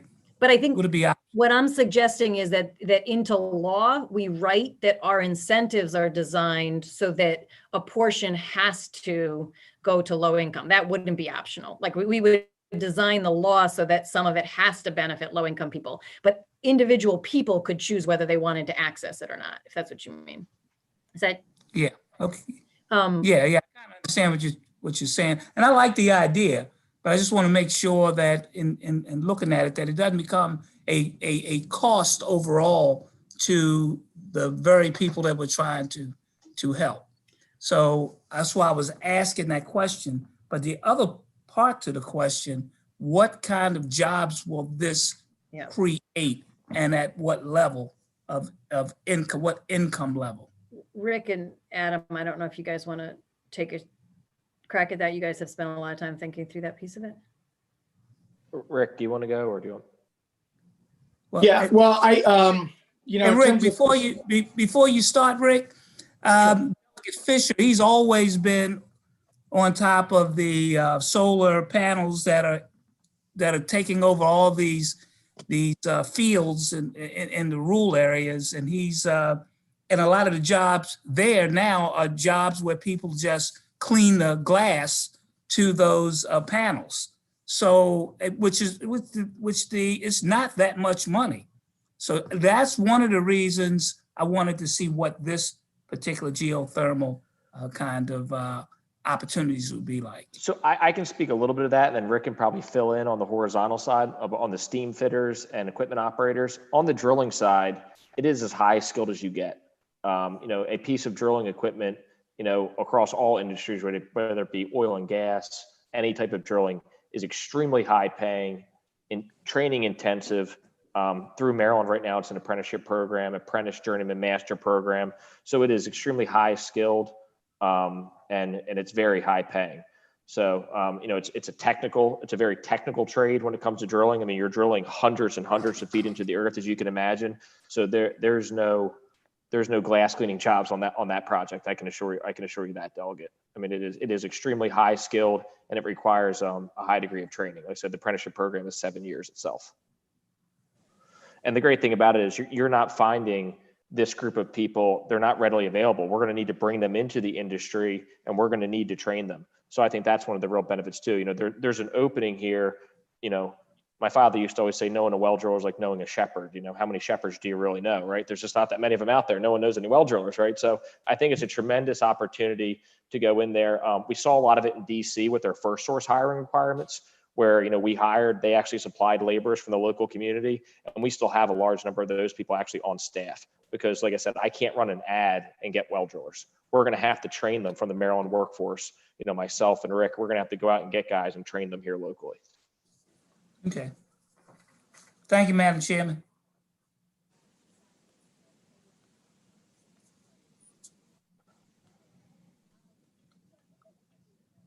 Delegate, if you need me to chime in here, so where we're coming from is less about the jobs that are less skilled, like wiping down the solar panels, and more focused on the actual build out of the infrastructure. So, and I can't give you an exact cost of an operator or a laborer or a steam fitter on a geothermal job. I can get that to you. But I think really from my owner's perspective and the trade's perspective, it's more about us and labor being involved in the conversation, as Maryland sort of plots out how it's going to grow the geothermal industry specifically in Maryland, and how we can sort of not only reach those sort of greenhouse goals, but also ensure that we're reaching whatever goals are set in terms of employment based on that new industry, just to make sure that that we're not losing, we're not losing lots of legacy energy type jobs going forward, because these are jobs like Adam says, if you're a laborer or an operator and you want to jump into the drill bit, the well drilling piece of it, that's a natural transition most likely. And because you're already involved in a labor management system that invests in apprenticeship training across the board, it's a natural next step. And so not only are you sort of ensuring that there's a continuation of these infrastructure jobs going forward as we transition into green energy, we're also creating opportunities for folks to move up. And we're all talking about people that aren't, necessarily going to go to college. In the laborers, and from our perspective, you're talking about a lot of people that don't have a GED, and once they get into a program like this, and once there's work out there for them to find jobs with, whether it's through a union shop or a non-union shop, a contractor doing that work, then they're going to be able to work while they learn and while they get their GED. And in terms of laborers as well, there's a lot of opportunity here for, returning citizens to get in on the ground floor, so to speak, in this kind of work, and be able to, if the state sets it up right going forward, be able to make a wage that they through which they can sustain their family and pay for healthcare and be proud of the work they do. Okay, thank you. And from an actual salary perspective, sorry, I apologize. I think Adam had that in his testimony, and it's in the ballpark of starting about $75,000. So that's certainly not an insignificant salary. Good. Anyone else? Delegate Walker. Thank you. Just to follow up on to the delegate sponsors, going up off of my first question. So with this bill, will your study, is it written in there that they will study things Delegate Branch talked about, things Delegate Howard talked about? Will they study availability for low income with geothermal, and will they study jobs? Is that part of the study? If it's not written in, the work group will get together and they're like, we weren't supposed to study this, so we're not going to. Yeah. So it says on the third or fourth page right here, it says examine methods for ensuring that any jobs created in the geothermal industry offer benefits and family sustaining wages. That's explicitly in there. And develop, hang on one second. examine methods for growing the geothermal industry in the state with a focus on increasing the use of geothermal heating and cooling in environmental justice communities, which is communities that have been disproportionately affected by climate change, which is lower income and communities of color. Yeah, but workforce. I think that because sorry, workforce, jump in. the I workforce was is going to tag into that. And would you entertain an amendment, or we can talk later, but and I'm not trying to jump ahead, but I want to make sure the workforce is coming from Maryland. I read the bill a couple of times and I didn't see anything in there specifically addressing that. And I think, and I don't want to speak for you, Delegate Walker, but I think that might be what you're getting at too. And that was going to be my question. Thank you. So the workforce language is examine methods for ensuring jobs created in the geothermal industry offer benefits and family sustaining wages. And then you have 3 labor unions who will, well, right now it's 2, there's an amendment coming, 3 labor unions will be represented on the group. But yeah, I mean, if you want to suggest language to say in Maryland or Maryland residents jobs, yeah. I'd be happy to put in an amendment that says that. Absolutely. I think it should speak to that. Just my personal opinion. Thank you. Can you take? It sounds like you looked at it. If you want to suggest a specific piece of language, I'm happy to include that. Thank you. Okay. Howard. All right, guys, let's try to move on. I don't want to ruin all our opportunity for subcommittee work. So let's see if we can let's see if we can hear from the remaining witnesses. I think there's still a couple more, if I'm not mistaken, and then we'll take it from there. Who's next? Is it Cecilia Plant? Yes, Cecilia Plant would be next. Yes. Okay. Hi, Chairman Davis and Vice Chair Dumais and members of the committee. My name is Cecilia Plant and I am the co-chair of the Maryland Legislative Coalition. We are a coalition of citizen activists and we are supporting positive legislation in the state. And we are very much in support of this bill. Our members believe that we need to do more about the effects of climate change in the state as one of the states that is most affected by climate change because of all of the surrounding Chesapeake Bay and all of the coastline that we have. We believe that we should be aggressive in looking for ways to lower our carbon footprint and try out new avenues to switch to clean energy as soon as possible. We need this for our economy, for our health, and for our children. And we believe that this study would help us explore the increased use of geothermal through source heat pumps. And the use of those heat pumps would significantly decrease peak time energy usage, which would help us retire some of our most polluting fossil fuel infrastructure earlier. We believe the bill would incentivize the deployment of geothermal, create a job market in well-paid green jobs, and support our more rural areas in converting off of dirtier fuels. We think that this is going to be an important step forward, and we recommend a favorable report in committee. Thank you. Thank you very much. Have we heard from Ms. Lori? McGilvey would be next. Ms. McGilvey. Thank you. Good afternoon, Chairman Davis and Vice Chair Dumais and members of the Economic Matters Committee. My name is Lori McGilvray, and I'm here today representing the Climate Justice Wing of the Maryland Legislative Coalition. We're a statewide coalition of 50 grassroots and professional organizations, and I really appreciate the opportunity to testify in favor of Delegate Charkoudian's geothermal heating and cooling bill.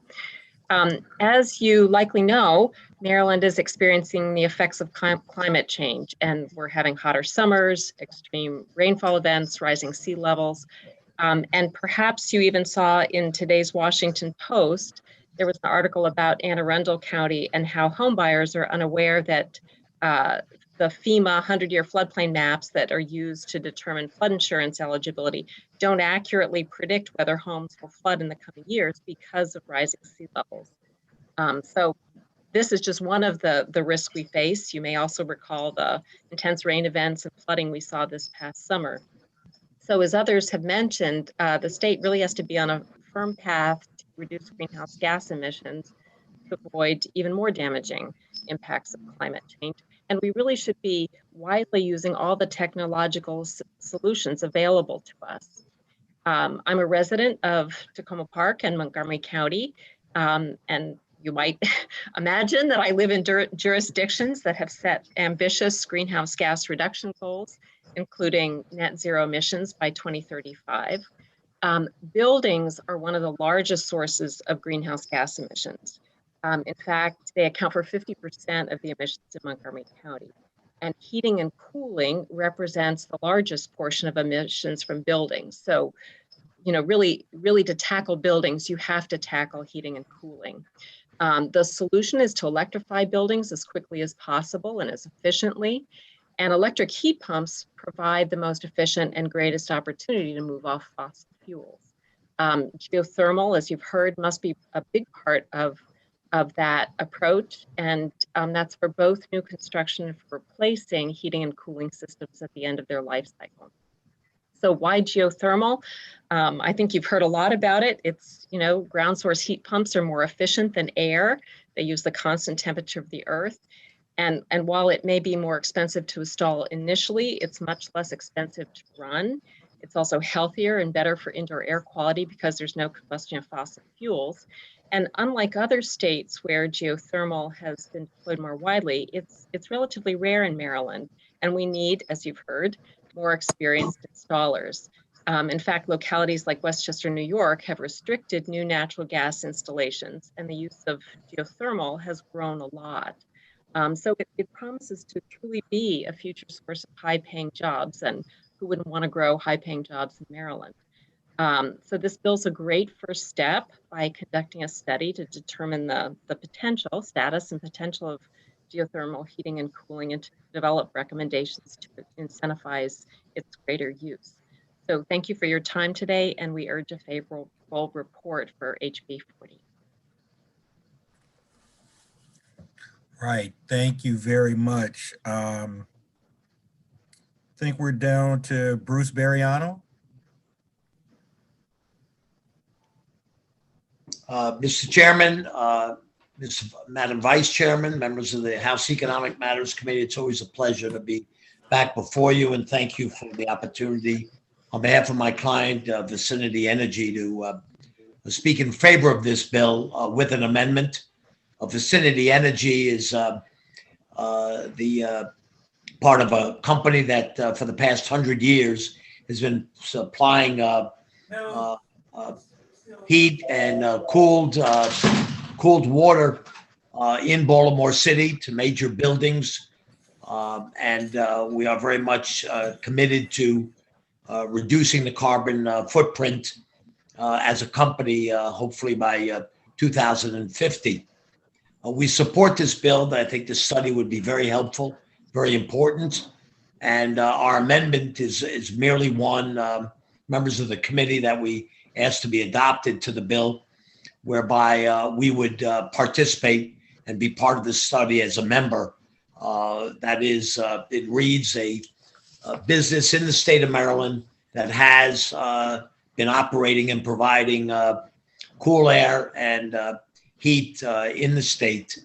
So we'd like to participate in that. We have a tremendous wealth of knowledge in this area that would be very valuable as a part of this study for the benefit of MEA and also the this committee that I'm sure will get the results of that study. Thank you very much. Be very happy to answer any questions you have. Thank you very much. Matthew Ware. Yeah, thank you, Chairman Davis, and Madam Vice Chair, members of the committee. Bruce actually just covered a lot of Vicinity Energy's intent in supporting this bill and how we hope to help. I would like to chime in. There was a lot of talk about lower income communities and how they might be served by geothermal energy. So the district energy systems that Vicinity runs in Baltimore serve multiple housing authority properties with thousands of residents that receive heating. That's currently done through either waste energy from the Bresco facility or fossil fuel. And as part of this study and additional bills that we're hoping this state will support, we'd like to see technologies like geothermal energy get the support they need to be adopted, so that we can lower the carbon footprint of the energy that we provide to our customers. Ultimately, that's our goal. Thank you for your time. Vicinity Energy supports this bill. Right. Did we call Adam Santry earlier? We did. Okay. Then that appears to be all the oral testimony, folks who've signed up for oral testimony. Again, we'll dig deeper into this as it goes to subcommittee to further flesh out any questions that we may have. So that concludes the witness list for House Bill 40. If Delegate Krim is with us, I'd now like to go to House Bill 43. I am here, Mr. Chairman. Good to see you and members of your committee. Thank you, Delegate. This is House Bill 43, Office of Broadband and Joint Committee on Broadband. So I think you're hearing two broadband bills today. This is the first one. So as we have seen during the pandemic, Maryland statewide is lacking in broadband access, broadband affordability, and broadband reliability. In fact, it is reported by the ABLE Foundation that nearly 25% of the state does not have access, reliable access to broadband. Everything we are doing here as a legislature in a virtual environment is less transparent to 25% of Marylanders. In 2017, this committee and the Maryland General Assembly passed a bill creating the Broadband Task Force for rural Maryland. I served on that task force along with Delegate Motz and Senator Eckert. The task force included representatives of the industry, both small and large businesses, local and state government representatives, and elected officials. The task force produced an interim report and a final report. There was much useful information gathered and reported on broadband technology and challenges related to access and cost. We learned in that task force that broadband issues go well beyond rural Maryland, and the pandemic made that abundantly clear. House Bill 43, the bill before you, builds on the task force's work. This bill has three parts. One, it creates the Office of Broadband that is expanding on the Office of Rural Broadband, currently working in the Department of Housing and Community Development. HB 43 establishes this office in the Office of Information Technology, but I would not object to it being located in the Commerce Department. Its mission, goals, and work agenda are the agreed upon language from the 2017 bill. The bill suggests a funding mechanism that goes beyond state and federal funds that may be available for broadband expansion. I'm on appropriations. I know we don't want to do any bills without a funding source, so I am suggesting a funding source here. I suggest using a portion of the sports betting funding when it becomes available. Not all of it, a portion of it. If we are to achieve the three goals that I've outlined here of broadband access, affordability, and reliability, then we must think in terms of bold initiatives and not get bogged down in policy, but create an action plan in conjunction with a properly funded policy that will connect all Marylanders. The bill also provides for legislative oversight. Broadband has reached this level of oversight. We cannot pass a bill and hope that all goes well for broadband expansion. This is too important, and we must have constant vigilance until our goals are achieved.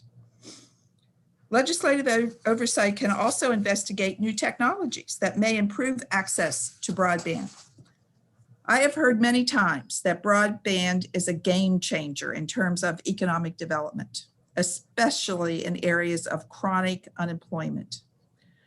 But it is so much more than that post-pandemic.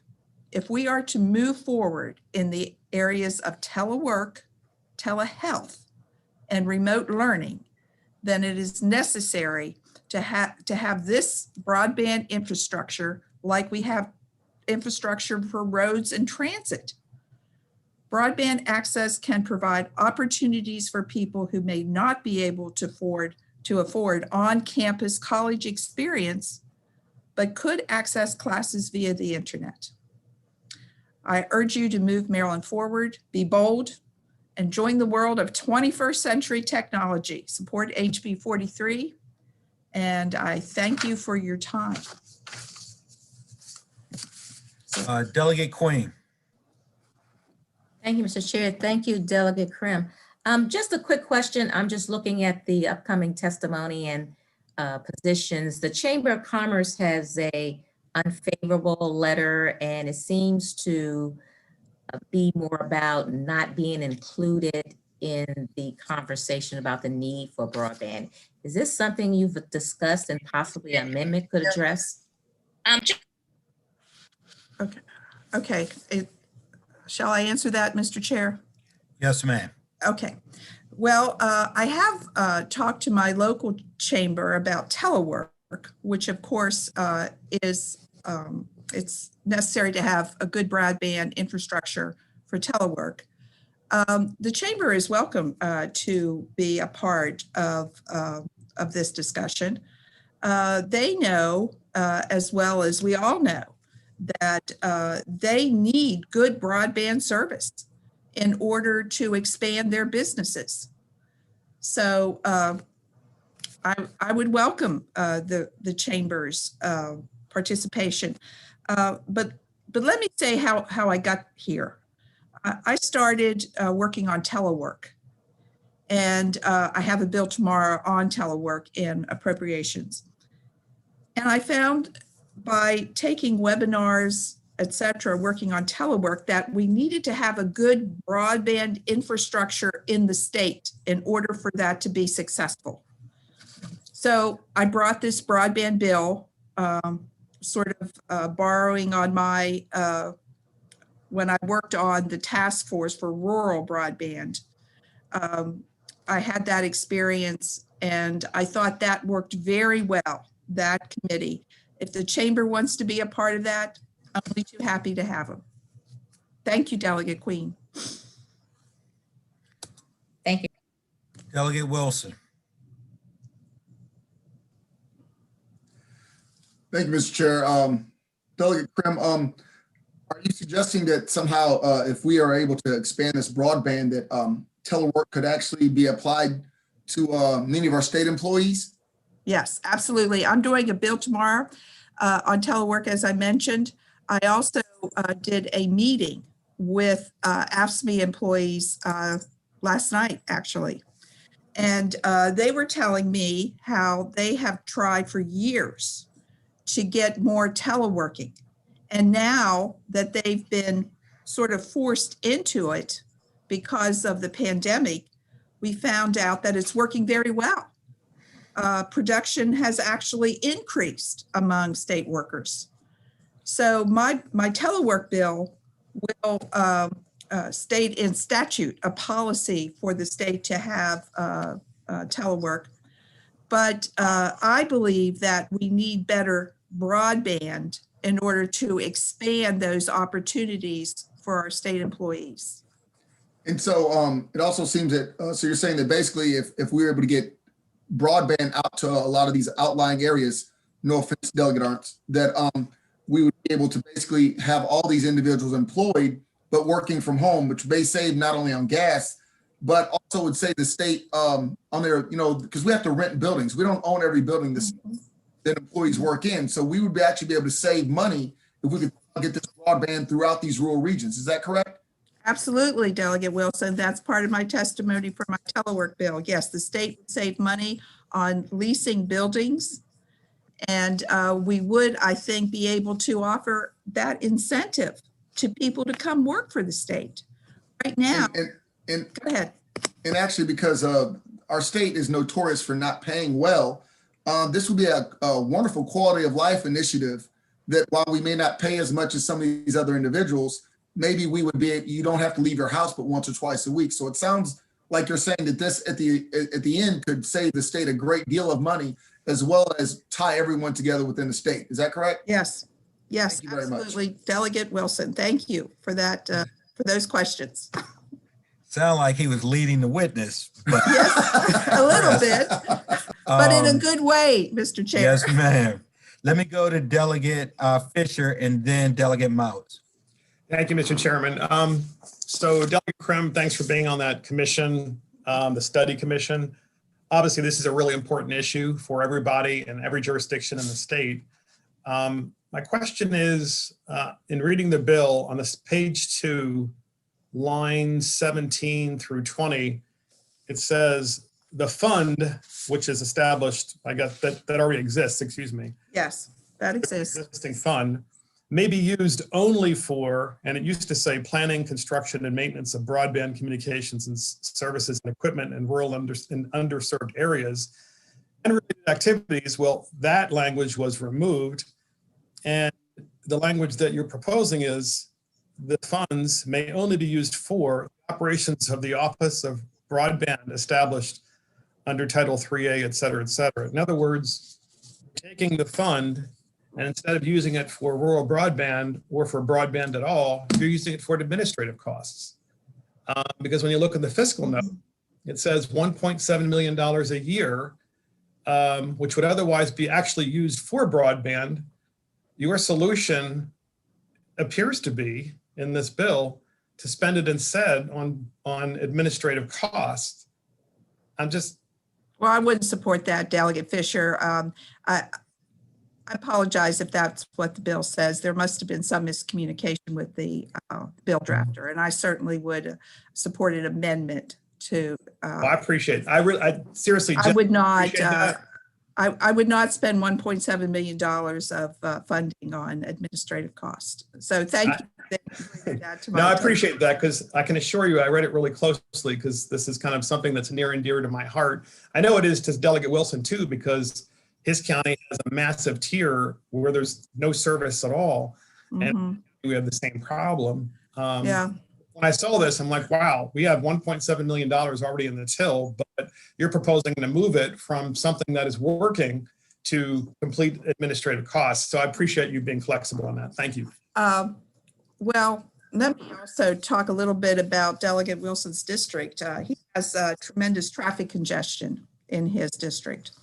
We all know that. And if you expand telework, you will reduce traffic. I mean, we've seen that in the pandemic. I mean, that's not anything that we need a lot of data on because we can look out our window and see that data. This is also a climate change bill because if you expand broadband and then promote telework, you have people staying at home and the greenhouse gas emissions go down.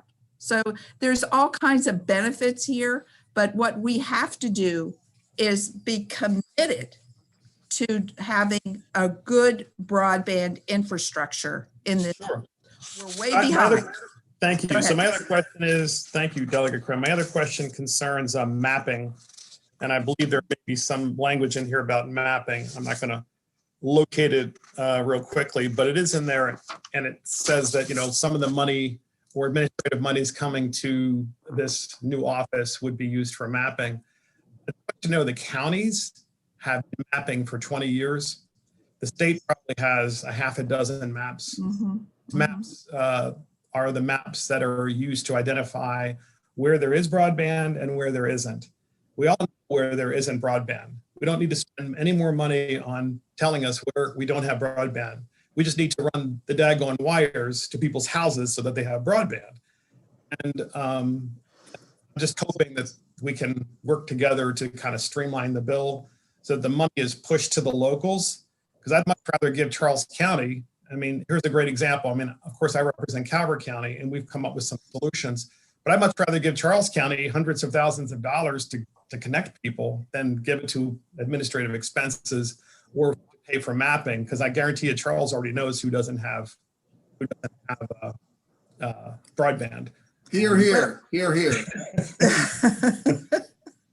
Thank you. I appreciate Hey, I'm it. not going to argue about any of this because I see you two sort of have a tag team going there. So, Well, that's rare, but yeah. Today, but on this topic, I think you agree, right? thank you, Mr. Chairman.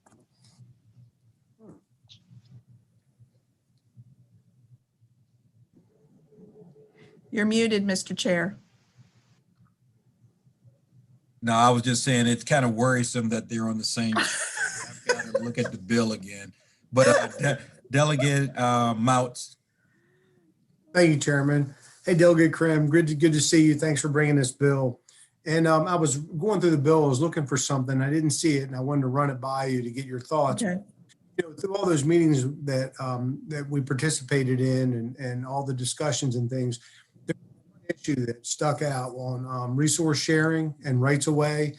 And last year I had a bill, I didn't quite get it in, and it dealt with do it and resource sharing. And you know, we were both in those meetings where these we were presented with all the information about how all the infrastructure just literally goes around the state of Maryland because of our rights of way and how expensive it is to go through Maryland. And then we're able to change that, you know, all the benefits that it would bring to our state. So the bill dealt with do it that I put together last year. I used to joke, say, do it, didn't want to do it, you know?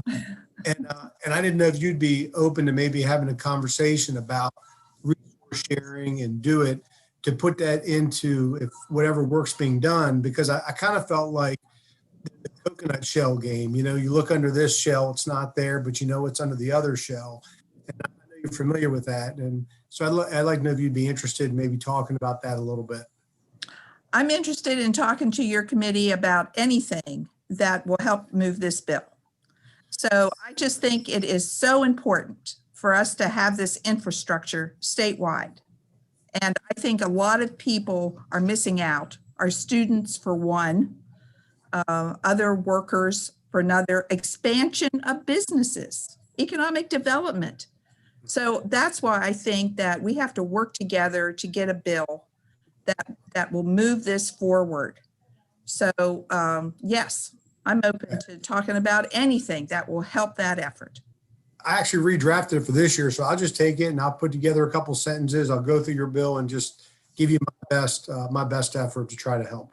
Yeah, I think we've seen through the pandemic that this is so needed in our state, if nothing for our children's education.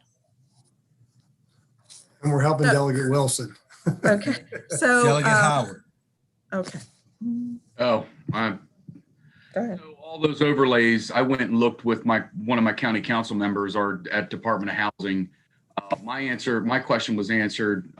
That was basically Delegate Mounts' question. So thank you for the bill. It's extremely important for Southern Anne Arundel County. It's something I've been looking at for years, and I really appreciate it. Thank you. Wow. Thank you for those comments. I will say one more thing. I didn't really hear any questions about the legislative oversight. And I tell you, I had a conversation with a lobbyist for one of the broadband companies, not mentioning any names, but you know, he wasn't really happy with the legislative oversight. And I said to myself, well, if you're hearing from a lobbyist that they don't want legislative oversight, then you probably do need legislative oversight. So well, I was gonna ask about that, but I saw that the stakeholders should be appointed by the director. The director is appointed, so I felt like there was enough there, me personally. So okay, got it. I mean, I think that when there's a big issue like broadband is, I think it rises to the level of legislative oversight. And I am no fan of putting a policy in place and just cross my fingers and hope it works. Broadband's too important for this. We have to have a plan. So thank you, Mr. Chairman. Righty. Did I miss anyone for Delegate Krim? Jump in. If not, I am going to go to Ms. Lisa May with the Maryland Realtors. Thank you, Mr. Chair, members of the committee. Lisa May on behalf of the Maryland Realtors speaking in favor of the bill. COVID has shown us that broadband is essential for work and for school, but it's also essential to buying and selling a home. High-speed internet is viewed much in the same way as electricity or running water, and it's so important that in 2021, homeowners could not imagine that a house that they were looking to purchase wouldn't have that available. And its absence alone is enough to make a potential home buyer walk away from a home sale. So realtors support measures like this that will expand broadband across the state, and we recommend a favorable report. Any questions of Ms. May? Seeing none, hearing none. Thank you very much. Drew Jobin.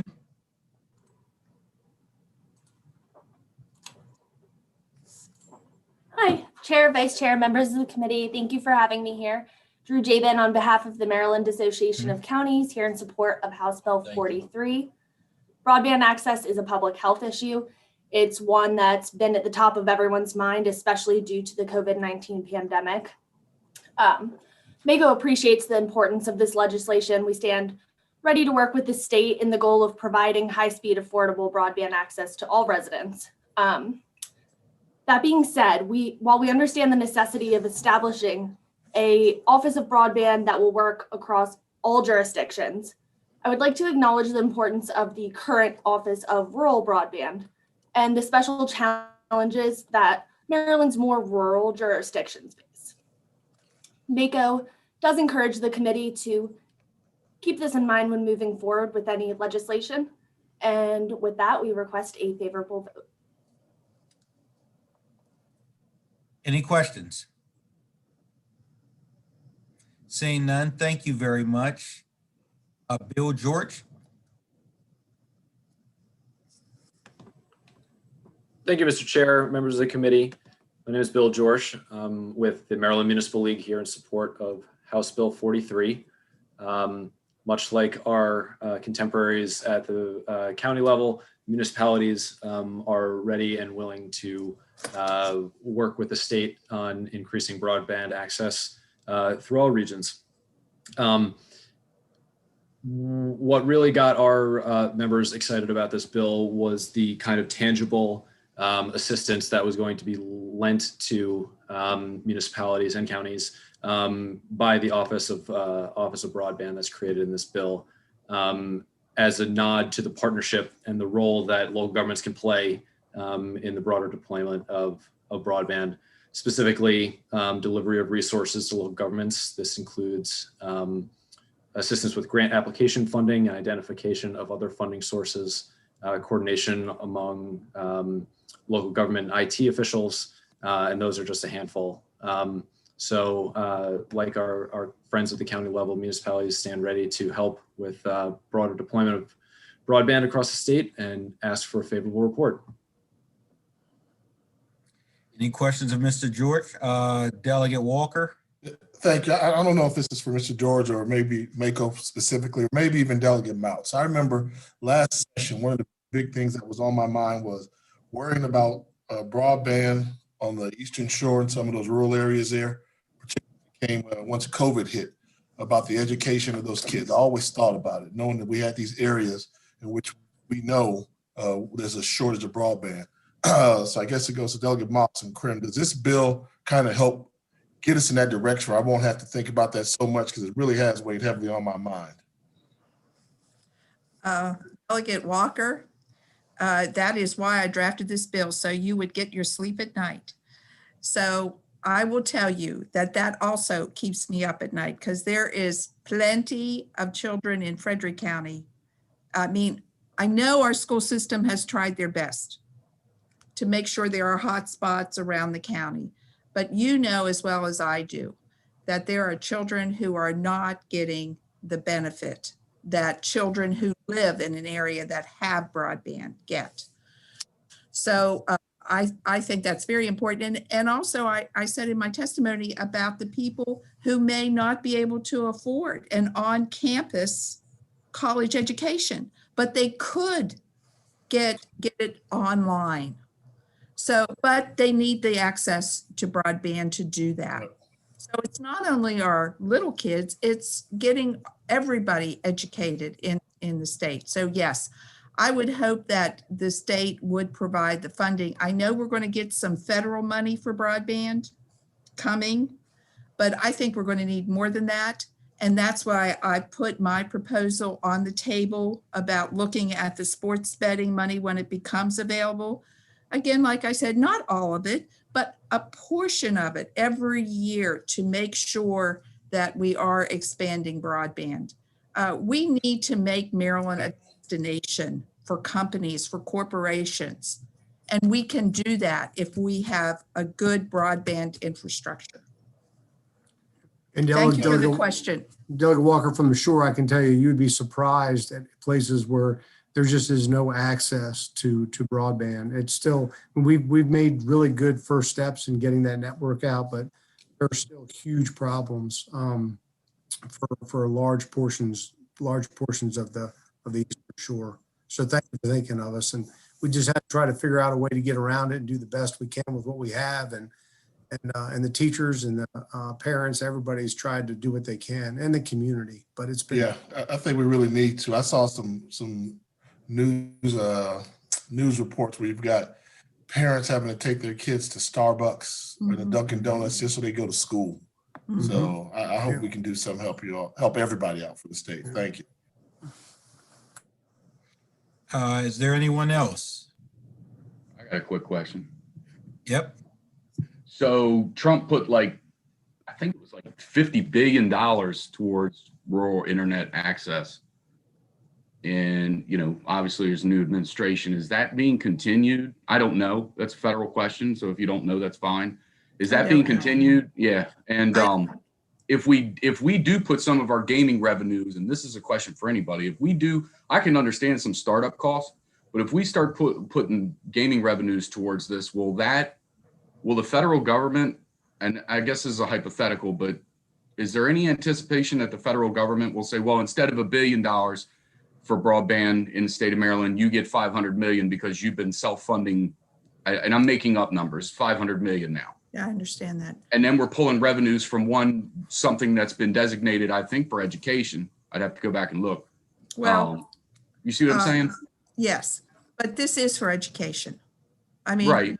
But the gaming revenues, I think we're specific. But I'm not talking about other gaming revenue. I'm not talking about that, because the sports betting money will be a new funding source.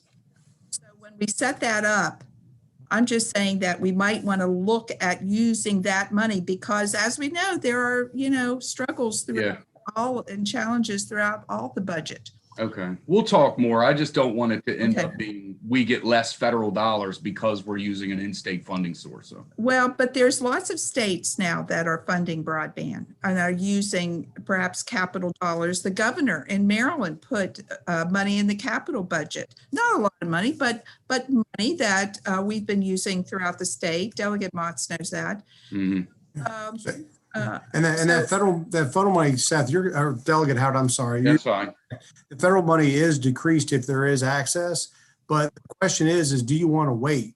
Do you want right? No, if you can do it now, then you need to do it. And the federal money, when we've gotten some of that federal money, it's a long process. The stack of papers is 24 inches high to apply. Yeah, it's huge. I saw it. It's huge. And but it definitely, I think if you wait, you may never get it. And if you don't get it. No, I don't want to wait. I just don't want to, in the out years, 5, 6, 7 years from now, we're still self-funding. We're trying to get some of this money. And instead of getting XYZ federal dollars, we're only getting a diminished amount of federal dollars because we've been self-funding out of a sports gaming account. So but we can talk more offline. I don't want to hold everybody up. So thank you, Delegate, for bringing the bill forward. Thank you. All right, is there anyone else?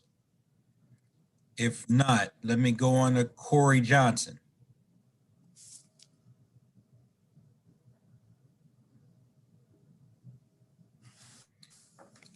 No Corey Johnson?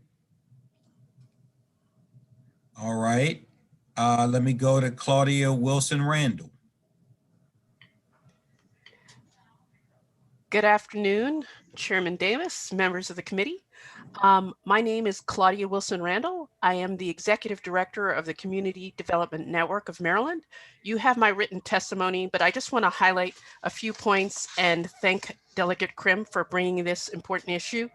I just want to say that I think that digital equity, inclusion, and broadband is so critical for an equitable recovery across the state from this pandemic. And I would just encourage this, all of you to, as she just said, be bold about this. Figure out who in the state. I mean, I like the idea of legislative oversight. I think that this is not a rural issue, just a rural issue, not just an urban issue, but just to have oversight across the state, because this is really, it's critical for education, economic development, health. Now access to court systems are all going to be dependent on broadband. And as we recover from this pandemic, we're going to need it in every system across the state. So I would just urge a favorable report on this bill. And also, I think that there's also some possible innovation ideas from across the country about how we can get communities of people connected. I think we've got to look to all of these possible solutions in terms of funding, in terms of networks. CDN is a part of the Baltimore Digital Equity Coalition. I know you'll be hearing from other members of that coalition. And we've also been longtime partners of the rural broadband work that's being done around the state in the task force. So I just urge you to think big on this, because it's in everything. It impacts everything that the state will do going forward for the next months. Thank you. Right. Any questions for Ms. Randall? If not, John Horner. Good afternoon, Mr. Chairman. I need to apologize. My testimony was for House Bill 97 and not for House Bill 43. And somehow it got uploaded, probably my fault, under House Bill 43. We did not provide any testimony for House Bill 43. That was a mistake. Okay, then we will note that, and we will move on to Ms. Dawn Bowie.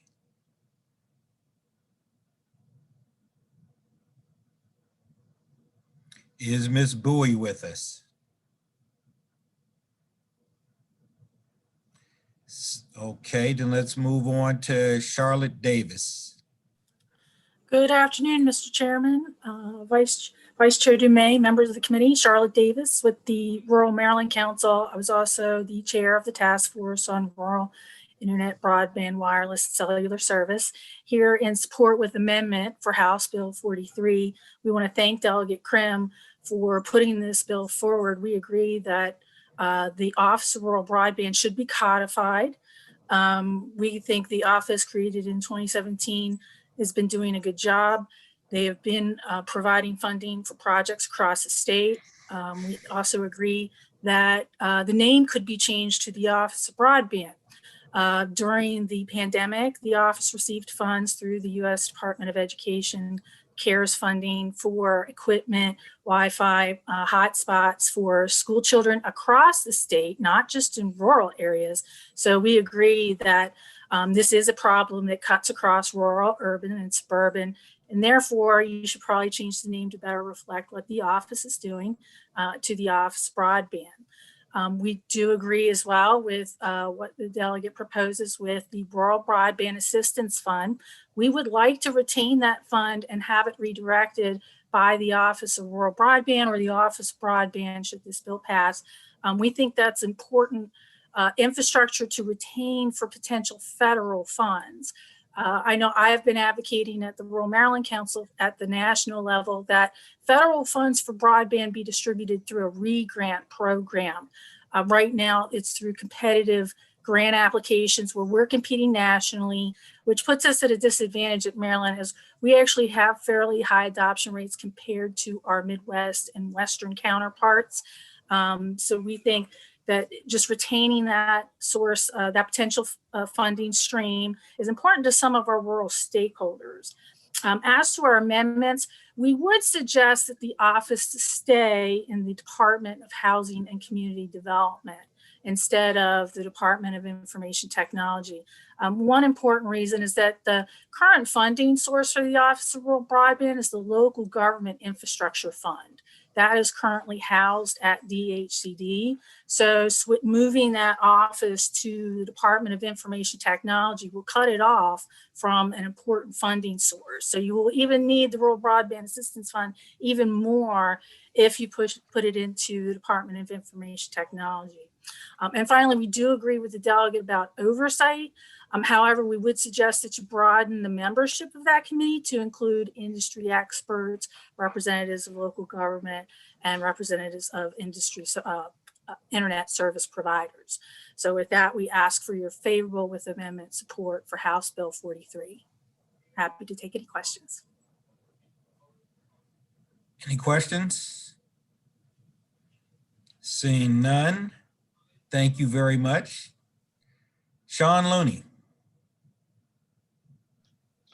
Good afternoon, Mr. Chairman, members of the committee.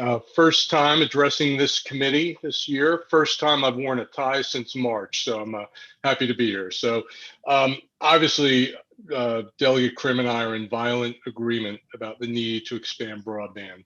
She did amazing work on the governor's task force on rural broadband, as did Delegate Mouts. And they created this Office of Rural Broadband, which has really been doing great things over the last couple of months. So the only area we have a slight friendly disagreement on, as you might expect, I was a lobbyist. I had the conversation with Delegate Krim as I talked to all legislators about their legislation. And I just worry about the Oversight Committee. And I know it's always a great idea to tell legislators that you don't think we need another legislative committee. But in this case, frankly, this committee has oversight over broadband. This is why you're having this hearing today. Senate Finance has a legislative oversight over broadband. So I just worry that if you look at how well the Office of Rural Broadband has operated, it's very nimble, it's very quick. They've been doing things, they can make decisions. And I just worry about, and with all due respect to my friend Charlotte Davis, talking about adding yet even more people to this Oversight Committee, and then you bog down and then you have to wait 9 months to get anything done. I just fear that all of the momentum that we're building on this issue, I'm just afraid we're going to lose that if we create another Oversight Committee in addition to Economic Matters and Finance, which already, maybe you require this Office of Broadband to report to your committee every year and talk about the progress they made in the last few months. So I don't think, I want to be clear, I'm not arguing against oversight of the issue of broadband. I just don't know if it's necessary to create another joint committee to do that. So, but the overall message here is absolutely unequivocally support any effort we can do to bring more broadband to all parts of the state, have more students connected. We're going to talk some more at Delegate Lehrman's bill hearing about some of the things Comcast is doing in that regard. But I just want to make sure that we keep the momentum going and figure out ways just to answer a couple of quick questions or respond to a couple of comments from legislators. Delegate Fisher, absolutely, I agree with you. We don't need more maps. That's one of the myths of broadband is, well, if only we had better mapping, we don't need any more maps. So let's not spend any money on that. Delegate Mouts, thanks to your help, we've made some progress on the resource sharing issue with the Department of Transportation. And I think that's pretty much under control right now. Again, thanks to the efforts of you and some other people. Delegate Walker, your comments spot on. We need money. We need to figure out how to get more money to pay for this huge expense, especially in those areas you're talking about, the Eastern Shore, it's 80% water. We just have to figure out funding mechanisms. Delegate Howard, you asked about the federal government. Newly elected President Biden has already made clear that broadband is a huge priority of his administration. You know where he's from. He's from Delaware, which has a much bigger challenge than Maryland does. I cover Delaware too as part of my job with Comcast. they have huge challenges in broadband access. I think that we are going to see a lot of federal money. So I think we just need to make sure we spend it cost effectively and keep the momentum going. So thank you for the time. I appreciate it. Any questions for Mr. Looney? Seeing none. Thank you very much. All right, Yinka, I'm going to give this a try. Ada Yinka Ogunlagan. That is close enough, Mr. Chairman. I will give you points for trying. Good afternoon, everyone. Mr. Chairman, Madam Vice Chair, members of the committee. My name is Adiyinka Ogunlagan, also representing Comcast this afternoon. My esteemed colleague, Mr. Looney, that you're all familiar with and have worked with previously, has stolen most of my thunder this afternoon, but do want to reiterate what he said about our partnership and work that we've done with the current Office of Rural Broadband and our support for expanding that office to include adoption and access across the state. We work with a number of jurisdictions, both rural, suburban, and urban, to bring broadband to communities throughout the pandemic and prior, and stand willing to do that if that office is expanded. And I will leave my remarks at that, but happy to answer any questions that you may have for me. Any questions? Thank you, because I wasn't going to attempt it again. So thanks, Yinka. That appears to be all that have signed up for oral testimony for House Bill 43. So that concludes our bill hearing. Thank you, Delegate Krim. And now I'd like to go to our final bill of the day, House Bill 97, if Delegate Lehrman is with us. I am here, Mr. Chair. Welcome, Delegate Lehrman. Thank you, Mr. Chair, and my friends and colleagues on the Economic Matters Committee. Thanks for having me today. And today is Internet Day, I guess, geothermal and Internet Day. And I think, as we've all said about many things this year, COVID has exposed an incredible number of pre-existing inequalities and shortcomings and conditions that really demonstrate how truly divided our state is. And of course, one of those issues, I think probably the issue that many of us are focused on right now is, and it really weaves a thread through almost all the other issues. It's literally about how we're all connected. And that's, of course, whether you're a Marylander who's connected to reliable, high-speed internet or not. And you can tell it weaves through all the other issues by the varied sources of testimony on this bill and on Delegate Krim's bill, of course, from libraries and schools to tech companies and local governments to education advocates to the Catholic Church, USM and state employees who are all in favor of this bill today.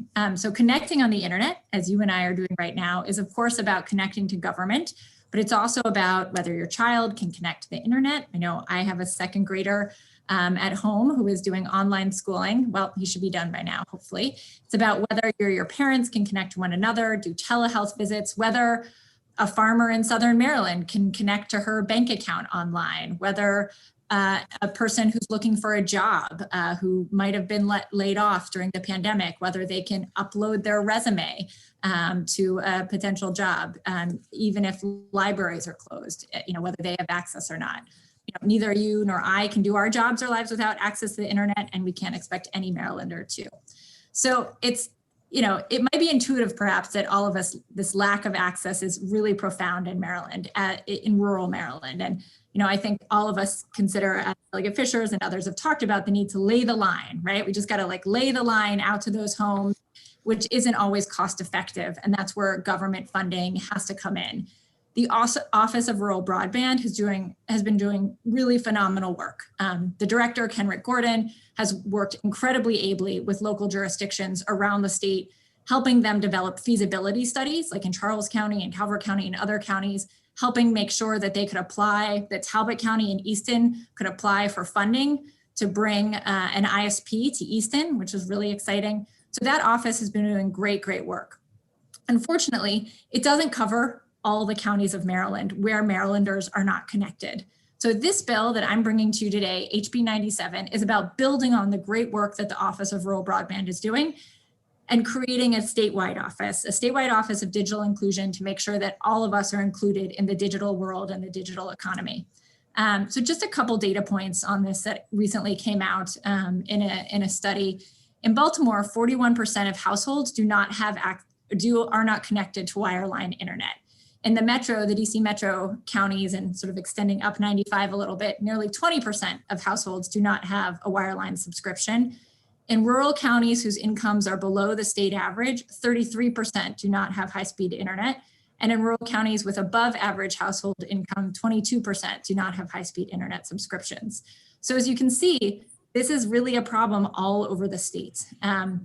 And so in 2017, Governor Hogan issued an executive order creating the Office of Rural Broadband. It's been ably directed and it's been housed in DHCD. This bill simply expands on that office and codifies it and keeps it in DHCD as well. It preserves 99% of the functions of the Office of Rural Broadband and it builds from there. It'll be the central hub of the state, working with all the other agencies like Commerce and Labor, our library system, our state superintendent, and more to improve access to broadband and coordinate delivery of resources and services.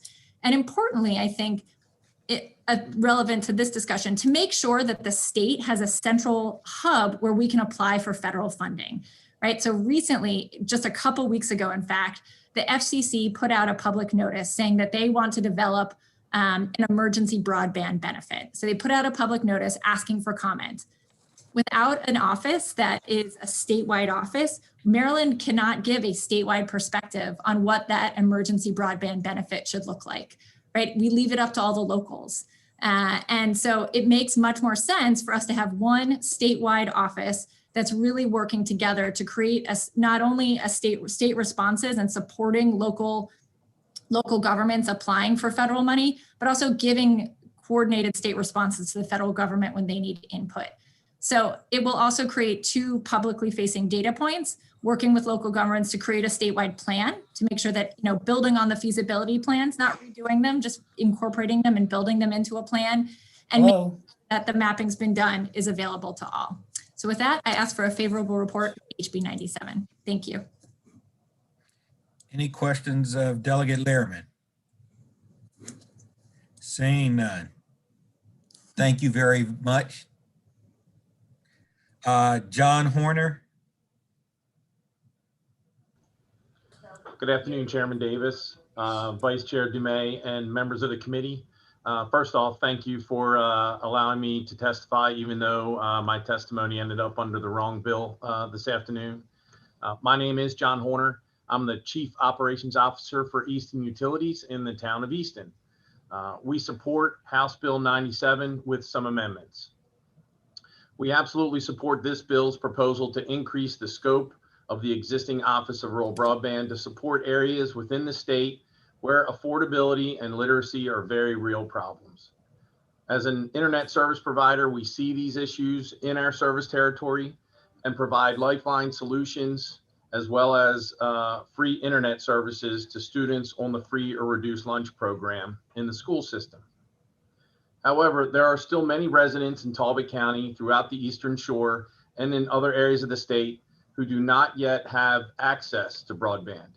Addressing the affordability and literacy issues mentioned before cannot happen unless critical infrastructure is provided first.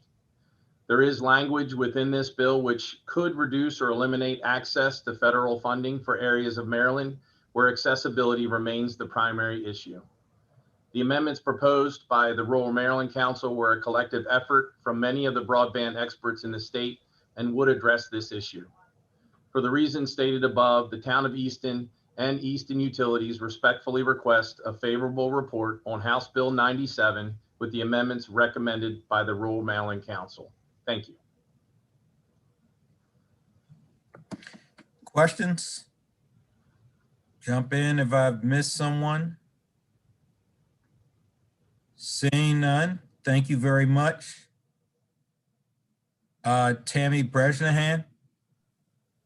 Good afternoon, Mr. Chairman and members of the Economic Matters Committee. My name is Tammy Bresnahan. I'm the Director of Advocacy for AARP Maryland.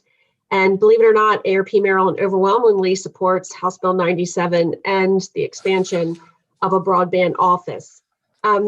I've had the pleasure of receiving many, many phone calls, and most recently have served on the Prince George's County Executive's COVID task force, where we learned that many students and older people, like in Hyattsville, of all places, have a lack of broadband. I have a son who goes to school in Salisbury, and the rate just increased out of the blue from $50 to $118 per month for his house.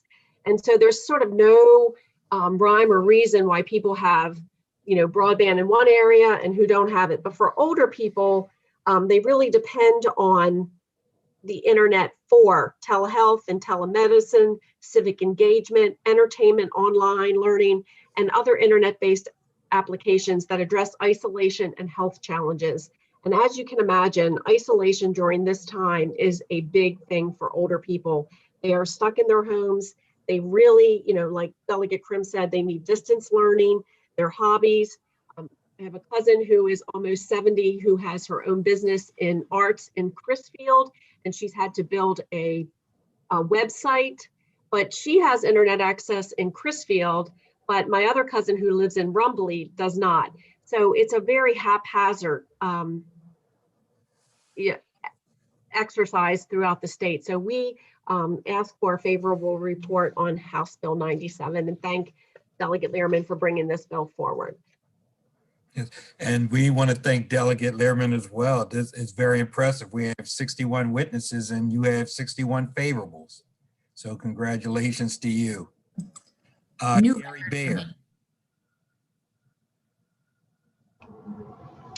Thank you, Chairman Davis, Vice Chair Dumais, members of the committee. Thank you for hearing from me today. My name is Gary Baer. I come to you as a retired judge after almost almost 9 years on the Circuit Court for Montgomery County to address two important issues. One is access to the courts for all citizens, and the second is racial and socioeconomic inequalities that come from the lack of statewide internet. With the COVID-19 pandemic, trial courts moved to remote hearings for almost all matters. So virtually all civil, criminal, juvenile, and family cases are now heard remotely. Moreover, filings in most counties are done through MDEC, the electronic filing system, and even in non-MDEC counties, filings are now done by email, typically with PDF attachments.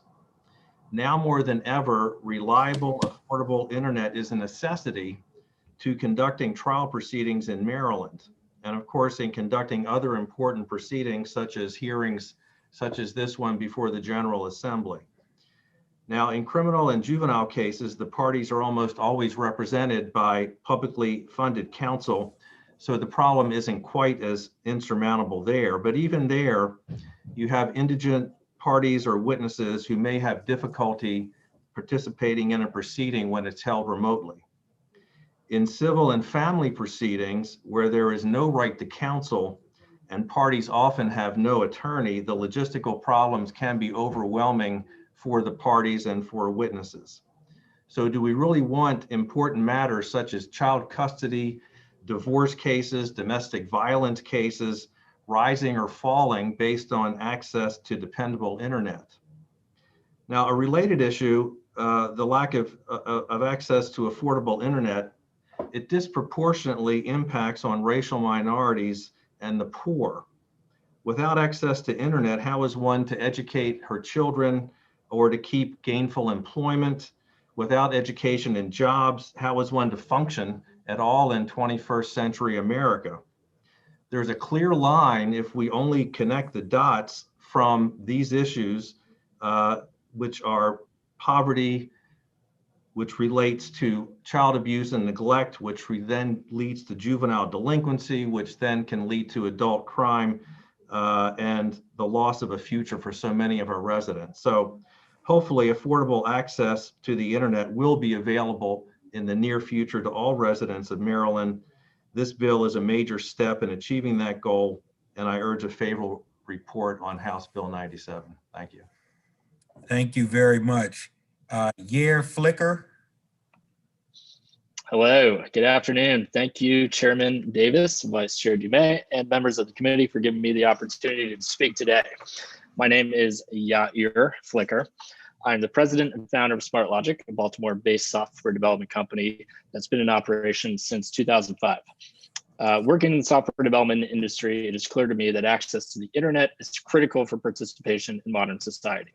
From education to healthcare to professional opportunities, you need high-speed internet access in today's day and age.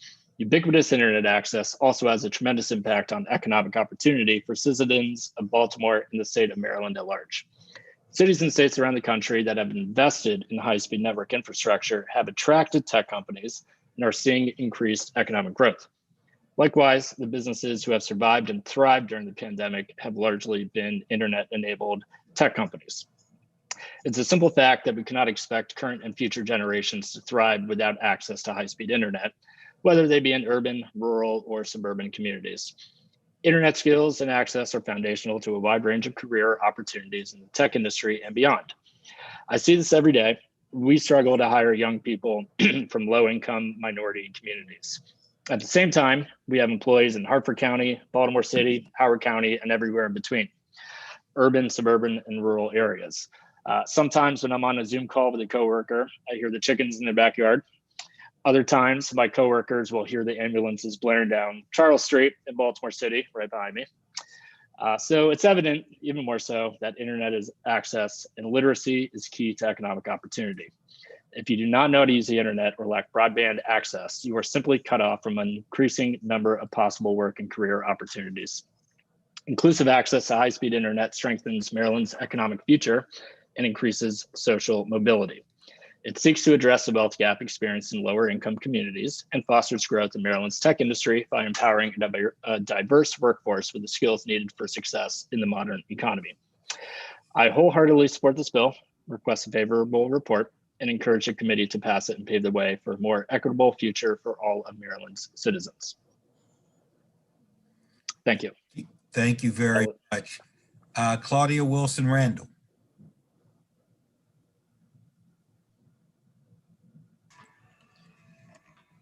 Good afternoon. My name is Claudia Wilson Randall.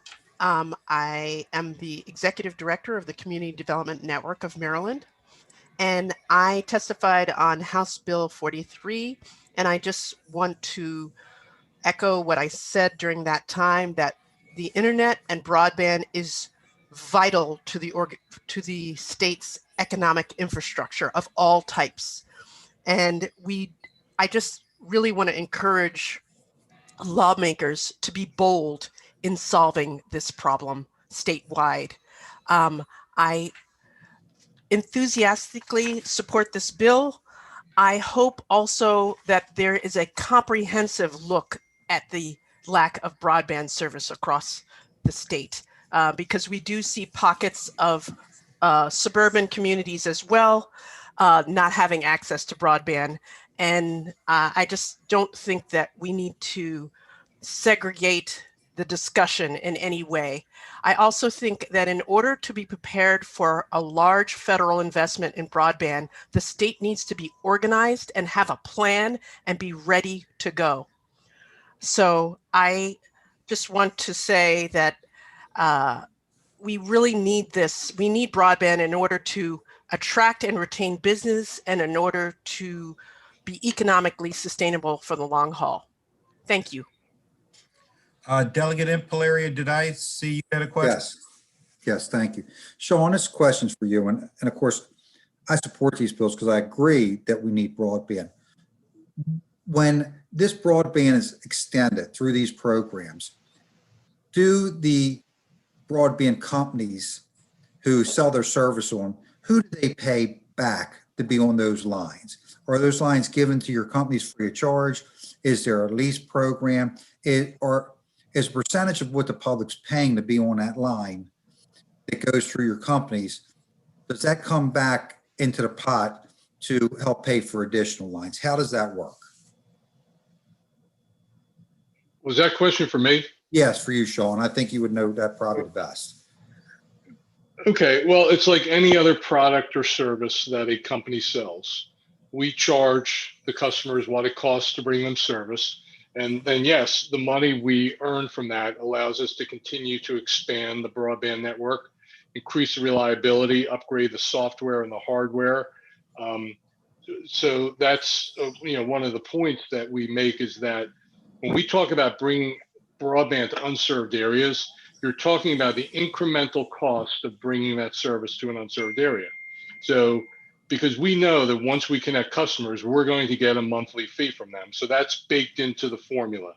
What we have to look at, and the challenges, and this is what the Office of Rural Broadband has been doing, is looking at that incremental cost. So you have an area that's kind of in the middle of nowhere. It's going to cost $50,000 additional to bring service to that area. Now, under the utility model, if it was electric or phone service, the phone company or the electric company would go ahead and bring service to that area, and then they would recover the cost of that from all of the ratepayers, right? That's rate-based rate of return regulation.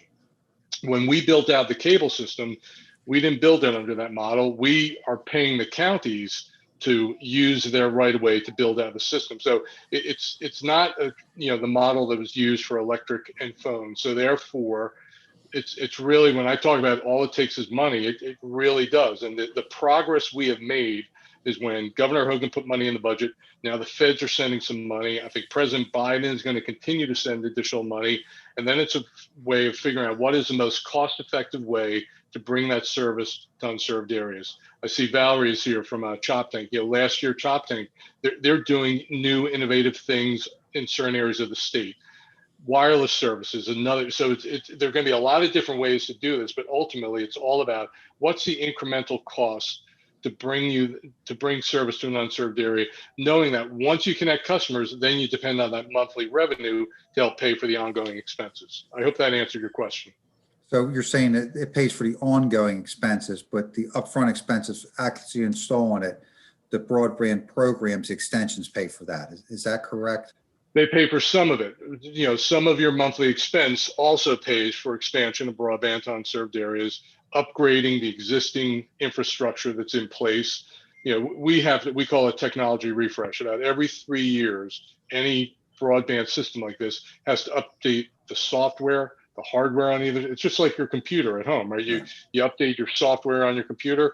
Well, our systems, the fiber optic is only a matter of what's on either end of it. So what's on either end of the fiber optic cable is constantly being updated on an almost annual basis with the hardware and software on either end of that.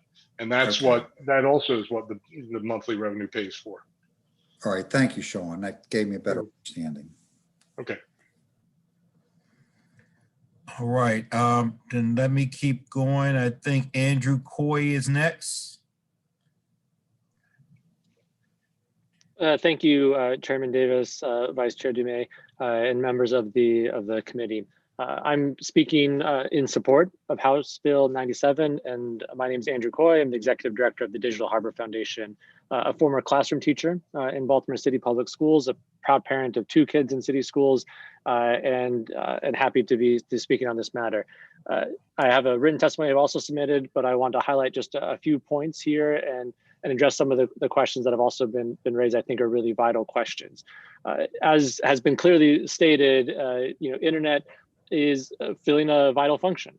What we have seen collectively as a society is the transition of the internet from a luxury good to a public utility like function, a utility tool. It is not a regulated public utility, obviously, but the transition we have seen from the luxury good to a utility role is critical.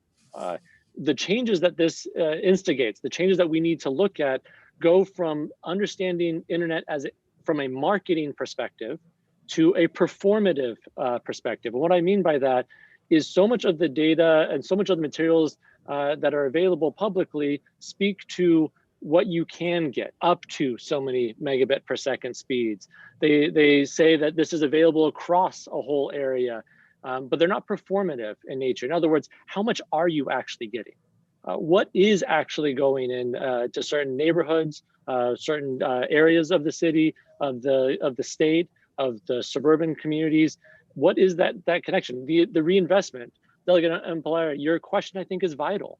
And frankly, the answer is that there's not a meaningful public accounting for how that money is perpetuated and how that is put back into, investments are made to maximize profits from corporate perspective, right? And that's how corporations work, and that is the marketplace that we live in. But when the federal, state, and local monies are being invested in this, I think it's right for us to insist upon a more public accounting. And when all it takes is money, but only a few are taking the money, then I think let's ask more questions. And so I applaud the questions that are being asked here. In terms of the bill and what it's doing, it builds on tremendous positive work. What Director Gordon has been doing is wonderful and needs to continue. The federal funds that are coming, for example, with the Lifeline program that just has been rolled out, is only going to be available if we can coordinate responses to take advantage of it. And currently, the lack of a statewide office puts Maryland at a disadvantage. Those dollars, the billions of dollars that are available, are going to go to those regions of the country that are able to organize. And without a statewide office, there are 33 other states, my understanding, that have a statewide office. Without one, Maryland is likely to see less of that money than we would otherwise. So this is a critical step in moving towards that. And the importance of understanding the performance of that data. Yes, there have been numerous maps that have been created, but in a utility perspective, you want to see the outage maps that currently exist for the power or other services. Regardless of how many maps have been created previously, we need a way in which we know what is currently happening on a more up-to-date basis. And so consolidating those, having those publicly available, I think is of critical importance. And on the point of a report card, I feel like the importance of being able to evaluate and say, as a policy decision maker, in your role, you need more data to understand what is happening. Technology can be obfuscated. It can be, say all these complicated things are happening, but at the end of the day, there are very simple metrics that you all should have available that you can go and see and say, I am seeing this is occurring. These are the key performance indicators. And frankly, we currently are missing that at a statewide level. And so I think the efforts that would go into that would be well worth the ability to then make informed decisions at a higher level of assurances that these are benefiting across the state. And frankly, Mr. McCoy, I'm going to have to ask you to bring your testimony to a close. Okay, well, thank you for your time. And I think these things are critical important. So thank you for the work you all are doing here. And I support and hope that this has a favorable report. Lisa May. Hello, thank you, Lisa May with the Maryland Realtors. Others have mentioned in their comments that broadband access expands opportunity, and Realtors see that as a key component of expanding housing opportunity as well. Dwellings with high-speed internet access are valued anywhere from 3 to 6% more than those without. And homes without broadband, particularly right now, are not an option for most buyers, which makes our already constrained housing supply that much more so. Broadband opens doors to home ownership and to investment in our rural communities. And for that, we ask for a favorable report.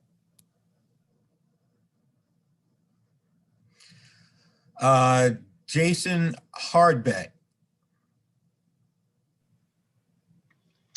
Thank you, Chair Davis, Vice Chair Dumais, and members of the committee. My name is Jason Hardbeck. I previously served as broadband coordinator for the city of Baltimore for 2 administrations, and I'm currently slated to establish the Mayor's Office of Broadband and Digital Equity for Mayor Scott. I'm testifying today in support of House Bill 97 to expand the Office of Rural Broadband's mission to adopt a statewide approach to digital inclusion.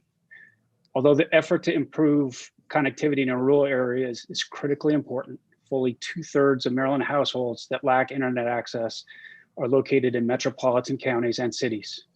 As Delegate Lehrman has pointed out, in Baltimore City alone, over 41% of households do not have a fixed broadband connection, which means that right now, nearly 40,000 kids lack adequate and reliable access to participate in virtual schooling and other essential online activities. As the last 12 months have clearly shown, our society's ability to function effectively is highly reliant on affordable, high quality, and ubiquitous access to digital tools and the internet. Maryland is currently only one one of only 6 states without a statewide approach to these issues. And standing up the Office of Digital Inclusion, as House Bill 97 contemplates, would be a significant and positive step to address this structural inequity for all Maryland residents. For these reasons, I request a favorable report on HB 97. Thank you. Drew Jobin. Chair, Vice Chair, members of the committee, again, Drew Jabin on behalf of the Maryland Association of Counties here in support of House Bill 97. As you may have heard from me on the previous bill, MACO supports the goal of ensuring that Marylanders are supported by high quality, affordable broadband internet access. Access to broadband supports a better informed electorate, a responsive government, enhanced civic engagement, and a lack of broadband hurts Marylanders in their mission to find jobs, obtain healthcare, access distance learning, advocate for community change. The bottom line is that we have children going to McDonald's to do their homework. And I think we can all agree that that's just not acceptable. This is an issue in which we can't leave anyone behind. We need all boats to rise. So building out broadband is a 2021 MACO legislative initiative. We appreciate the willingness of the sponsor to work with us on this important legislation, and we request a favorable report on House Bill 97. Thank you very much. David Hilker. Good evening to Mr. Chair and Ms. Vice Chair and the esteemed members of the House Economic Matters Committee. Welcome to my living room. I'm Dave Heilker, and I'm the Communication Chair for Baltimoreans for Educational Equity, also known as B. Today, I come to you on behalf of 800 members and on behalf of the members of almost 50 statewide advocacy groups to ask for a favorable report for House Bill 97. The B leadership team and our 800 members have in the past organized Marylanders to center educational equity in our policy, in multiple policies. And I'm telling you that to impress upon you that our organization and our allied organizations will fight to ensure that if not addressed, the struggle of our most vulnerable citizens will become the struggles of our leadership. This pandemic in its nascence was described as a great equalizer, but we haven't seen that. Instead, we've seen a national crisis that has served to bring generational trauma, educational inequity, and loss of learning into sharper contrast. We live in the wealthiest state, in the wealthiest country in the history of the world. So what kind of example are we setting if we don't work to provide the same opportunities for the children and families who struggle? Our immense wealth and our spirited economy have not done nearly enough to provide warmth for these children, not just children in Baltimore City, but in Somerset and Garrett and Allegheny counties. But there's hope for our kids, and it lies within each of you. Please consider our future and your future selves when issuing a favorable report for the Digital Connectivity Act, with the notable exception of any amendments also supported by Comcast and its lobbyists. Thank you. Thank you very much. Jonathan Moore. Yes, good afternoon. Well, good evening. Thank you for having me. Everyone on the committee, I really appreciate your time. My name is Jonathan Moore, founder and CEO of Rowdy Orbit, and we are highly in favor of House Bill 97 for the simple reasons of economic development within underserved communities, being Black and brown. I think this has become a great equalizer where the time where infrastructure doesn't have to follow gentrification, where more minorities can be connected to the internet and be able to participate in the digital economy without being locked out of the digital economy, thus potentially raising household income within underserved communities. I think that having a coordinated effort on the state level to make sure there's a level of inclusion, not only ethnic inclusion, but also including individuals with disabilities, as well as the homeless population here in the state of Maryland. My name is Jonathan Moore. We're in favor of HB 97. Thank you. Franca Muller, followed by Kimberly Vasquez. Hello, everyone. Thank you so much for letting me join you today. And I am here to speak favorably on behalf of HB 97. My name is Franco Miller Paz. I'm a building representative for the Baltimore Teachers Union, a faculty advisor for the student-led organization SOMOS, a member of which will be speaking next, and a high school teacher in Baltimore City Schools, and I'm speaking in favor of this bill. HB 97 would establish the Office of Digital Inclusion in the Department of Housing and Community. This is a crucial step towards ensuring that every resident of Maryland has high-quality broadband internet at an affordable price and the tools necessary to use it. Since the pandemic began, I can say firsthand that our families in Baltimore City have been at the mercy and the goodwill of Comcast. Unfortunately, Comcast's functional high-speed service is out of reach for many of our families and staff, and their Internet Essentials program for low-income families falls far short of the service that they need for a 21st century education. Yet despite the advocacy of students, teachers, educational advocates, politicians, the Baltimore School District, Comcast routinely has come up short for our kids. And as the COVID pandemic continues, it is clear that distance learning and its impact on education as we know it will be with us for the foreseeable future. The need for internet speed that we have today will not disappear after the storm of COVID has passed. So instead of waiting for a multinational, multi-billion-dollar company to do the right thing, we must work together to study the digital divide and chart a path forward to get all Marylanders online by 2029 or sooner. To this day, residents of our state are victims of digital redlining. From neighborhoods like Cherry Hill in Baltimore and beyond, there are areas of Baltimore City and across Maryland that internet service providers like Comcast have determined it is not worth their investment to build out functional internet structure. It is urgent that we understand the scope of this problem and set meaningful goals to stop working class communities from being denied critical internet service. That's why I'm asking you all to be champions in advocating for our youth and pushing the Maryland General Assembly to step up for our kids, where these private for-profit companies have fallen desperately short. Maryland residents today face a comparable challenge to what Americans faced in rural communities a century ago. In the 1930s, millions across rural America lived without electricity, a lack of infrastructure that hurt both people, education, and their economy. In response to an action from private power utilities that falsely claimed extending coverage would be unprofitable to them, sound familiar? An activist government and mobilized communities stepped up. The Rural Electrification Administration under Franklin D. Roosevelt brought light, power, and a place into the 20th century economy for the rural United States. In the past, rural children struggled to do their homework without electricity. Today, inadequate internet access, slow speeds, and high costs stand in the way of a child's right to an education.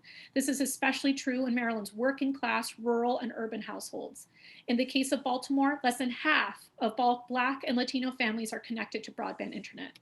2 decades into the 21st century, our kids and communities still struggle to access the internet, a basic necessity and a human right as defined by the United Nations. If we do not solve this problem, we face an educational deficit that will affect our state's children and our state's future for years to come. Maryland needs one central office dedicated to broadband expansion for the whole state, a commitment to study the issue of the digital divide, and a goal for closing our state's gap in the internet access as soon as possible. Again, I hope you vote favorably for this bill. Thank you. Thank you. Kimberly Vasquez. Yes. Hi. Good afternoon, everyone. I'm speaking in favor of the bill. I am a senior at Baltimore City College and a lead organizer of SOMOS, which stands for Students Organizing a Multicultural and Open Society. It's a youth-led organization in Baltimore. Thank you for having me. As we've heard so far, internet has truly been essential for everyone, for school, work, healthcare, and other social services. We see the lack of connectivity everywhere in both rural and urban areas. Resources are needed, but we won't know how to effectively implement them if we don't have a base of information on which households have broadband internet and the quality of their speeds. Investing in this work is necessary to make sure that students exercise their constitutional right to an education. I, for one hand, am a subscriber to Comcast Internet Essentials package, a $9.99 plan for low-income residents. Since the pandemic, it's rare that I enter my Zoom classes successfully for the first time. Usually I have to refresh the page like 4 to 5 times to even get to the waiting room. And even then I have to hope that I don't get kicked out before even entering the class. And even in the class, I've been kicked out several times, and I found myself having to connect through my phone. Right now, I'm joining this call with my phone just because it's more reliable than my Internet Essentials Wi-Fi.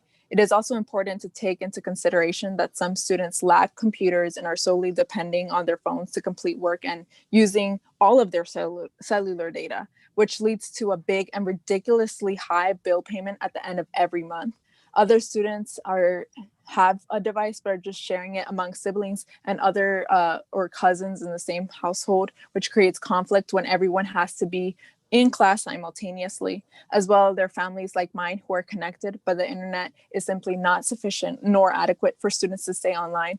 My sisters and I shouldn't have to decide who's going to sacrifice their education and fall behind in order for one of us to succeed, essentially forcibly deciding whose education is more important.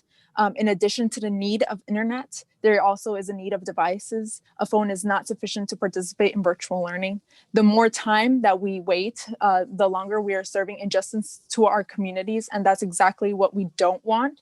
Passing this bill will ensure that families are put first and recognize that this problem must be solved as soon as possible. Thank you. Thank you very much. Sean Looney. Mr. Chairman, members of the committee, thanks again for the time. I just want to hit on a couple of things. One of the things I do want to react to, though, is the accusation that Comcast is redlining. I would like to categorically reject that allegation, and I'm happy to show you in detail some data to show that it's just not true. It's a great soundbite, but it's not true. But there are three parts of the broadband issue. There's access, there's adoption, and adaptability. And I've had ongoing conversations with Delegate Learman and Senator Elfreth, my senator from the city of Annapolis, and they truly have been passionate champions on this issue. And I thank them for their willingness to work with us on this. And one of the things I admire about Delegate Learman and others by putting this office and expanding it, they're focusing on the questions and the questions we must ask. And instead of jumping to conclusions and coming up with answers, I think it is well worth it that we continue to ask the questions. And, you know, one of the biggest questions is, what is the most cost-effective way to bring broadband to unserved areas? And it, like I mentioned in the previous bill, it's going to be a lot of different technologies, a lot of different providers. That's a critical question. Another question you're hearing from a lot of the folks from Baltimore City is, what is the most cost-effective way to increase adoption, to get more people connected to the internet? And what we're learning is it's not just about affordability. I mean, that's, you know, one of the mythologies about this. People say, well, it's just too expensive, people can't afford it. We are now in Internet Essentials Partnership Program, where governments, foundations, other people have said, we will help cover that incremental cost of broadband, the Internet Essential Service for students. Beltway region right now has the highest take rate in the country for students being offered free internet service. The take rate is 20%. So that means 80% of students in Baltimore City and throughout Maryland who can get free internet service are not taking advantage of it. So there are a lot of reasons to this, and that's why one of the critical parts of the Internet Essentials Partnership Program is not only working to come up with a way to fund the expense of this program, but also working with schools and government leaders, et cetera, to spread the word, to let families know, please take advantage of this offer. I'll tell you one quick anecdote that I think kind of illustrates the challenge here. I was told by an elected official in the city of Annapolis that two young kids, school kids, were living with their grandmother in a housing project entitled to free internet essential service. The grandmother did not trust internet service coming in the house. So I literally drove over, met with his grandmother, explained to her how she had nothing to worry about bringing internet service into the house, how much her students needed this to be able to compete with other students and keep up with their schoolwork. And she finally agreed to let us bring the service in. So I just want to clear up some of the confusion and make sure that people understand it's not just about affordability here. So, and then the other big issue too that I want to is access, adoption, but also adaptability. And one of the great stories about the pandemic was the internet did not break. So that's the other thing we have to keep an eye on, that yes, we need to figure out how to bring broadband to unserved areas. Yes, we need to figure out how to have people who don't bring internet service into their home for whatever reason, whether it's affordability or fear of the internet or just not understanding the value of it. But also we have to make sure that we continue to invest, going to Delegate Impelleri's question, in the existing network. companies and homes and businesses are depending on us to continue to provide reliable service. The last story I'll tell is out in Gaithersburg, got a call from the Tech Council of Maryland. There was a company working on the COVID vaccine that needed more capacity coming to their building so they could keep up with all the demands of the data in developing this COVID vaccine. Within 12 hours, Comcast was able to get out there, use our existing network, upgrade that service so they could not miss a beat in their business. So I just want folks to focus on those three access, adoption, and adaptability.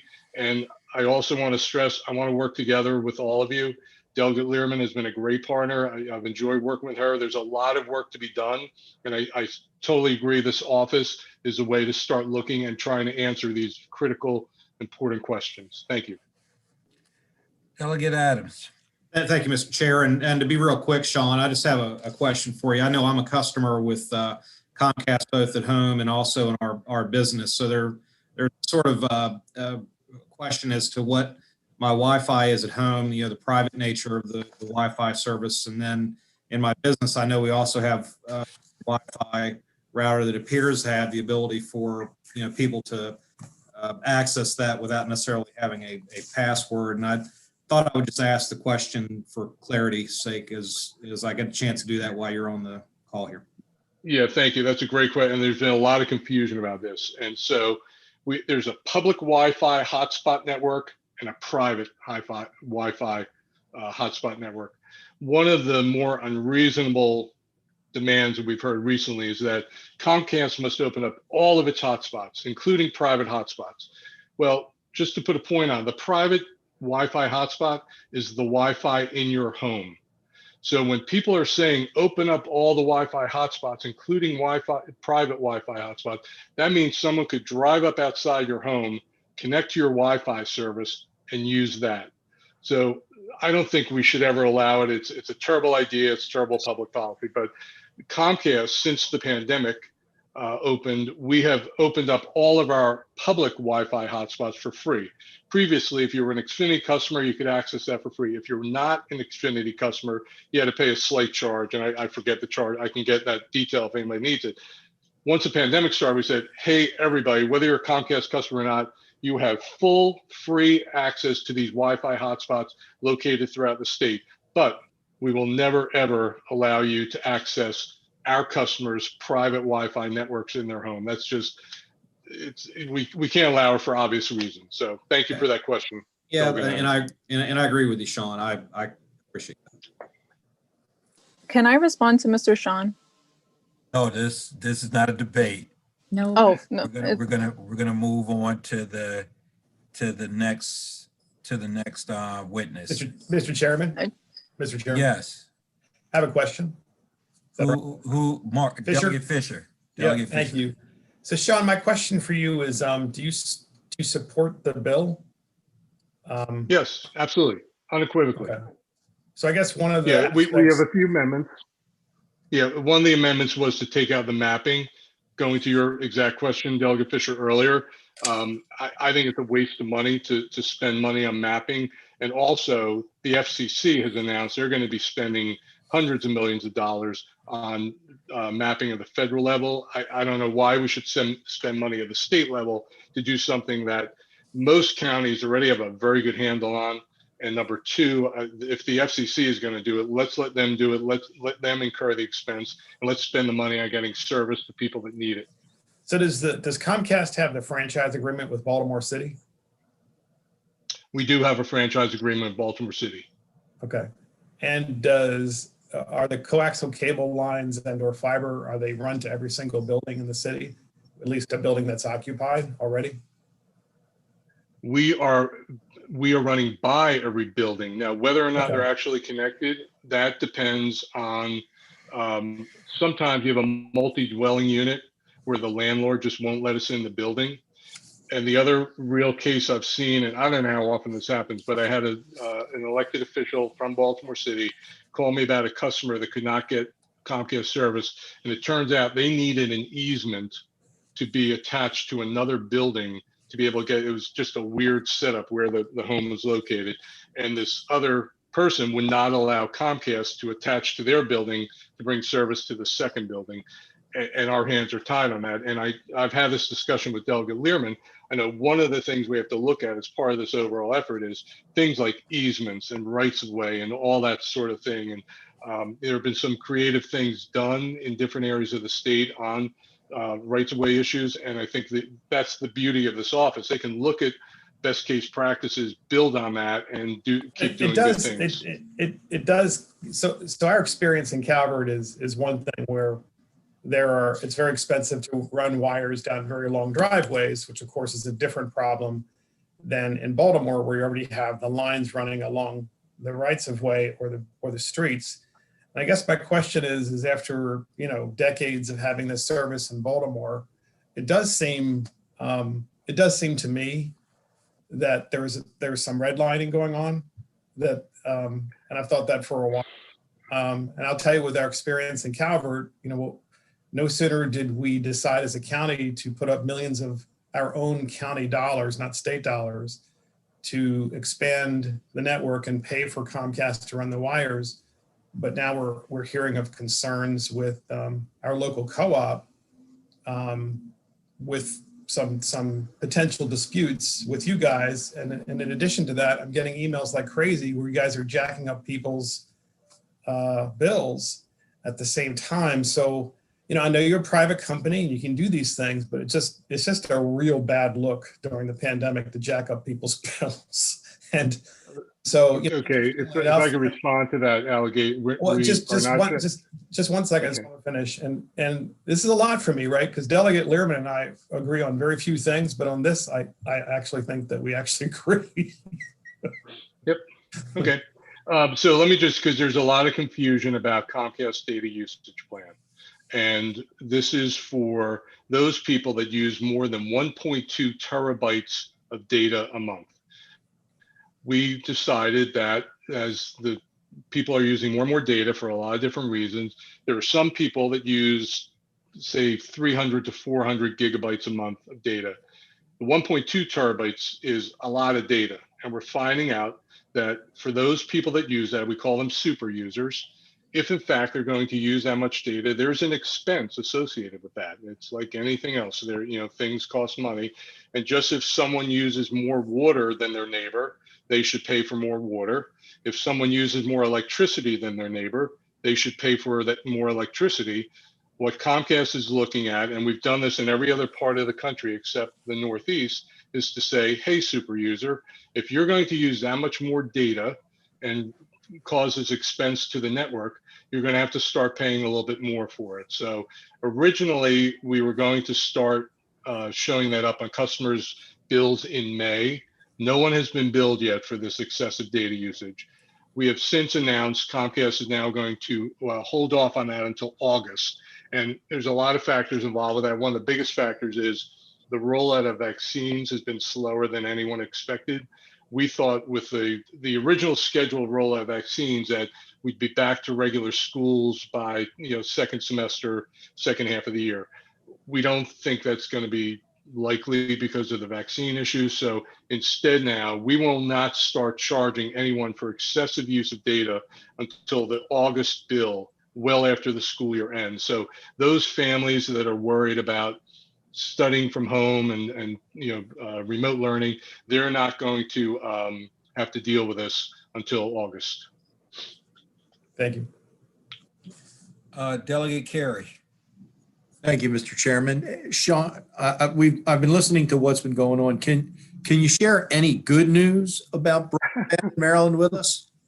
Sure. And well, I mentioned one thing about the internet didn't break. And if I could show all of you, and I'm happy to, the charts of internet usage, the way it increased from March 12th until March 13th and beyond. And the time of day is completely changed. So that's one of the things. But I'm going to turn this over to my colleague, Adi Inca, who, and I asked her to talk to this because Prince George's County was the first county in Maryland and one of the first in the country to make the commitment to fund free internet service for every student in a public school in Prince George's County. That's pretty significant.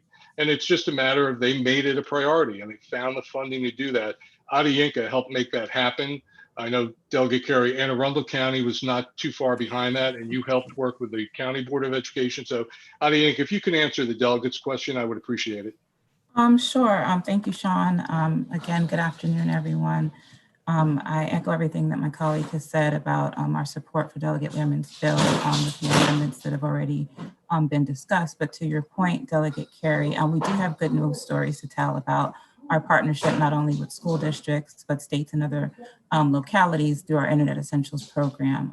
As Sean mentioned at the beginning of the pandemic, through our partnership with Prince George's County Public Schools, we were able to reach an agreement where they announced early on that they would cover the cost of Internet Essentials for any household that needed connectivity. Initially at the outset, when we all thought that we'd only be on lockdown for 2 weeks or possibly a month, but we have since extended that partnership with the school district, as well as launched others across the state, where, as Sean mentioned, not only school districts, but foundations, businesses have stepped up to cover that cost of internet service.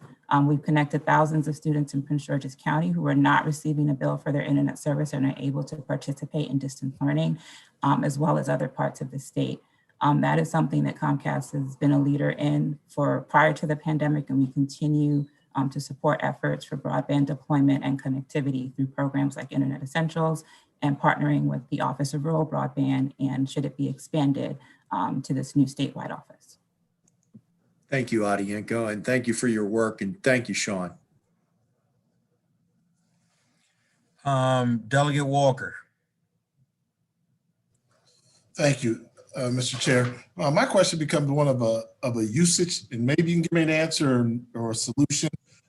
During the pandemic, my son and two of his classmates, we went camping to get them out of the house so they could stream. After one day of using the broadband, the provider slowed down the stream so slow that he couldn't even listen to his teacher. Are y'all having issues like that? Not that I'm aware of. That's a wireless issue, and there are certain issues that come with, and Delegate Fisher knows well about, some of the challenges about wireless technology. That becomes more of an issue with wireless service. We are, and the other thing it goes to is, so wireless is always going to have that challenge of excessive usage, slowing down, latency issues, cloudy weather, et cetera.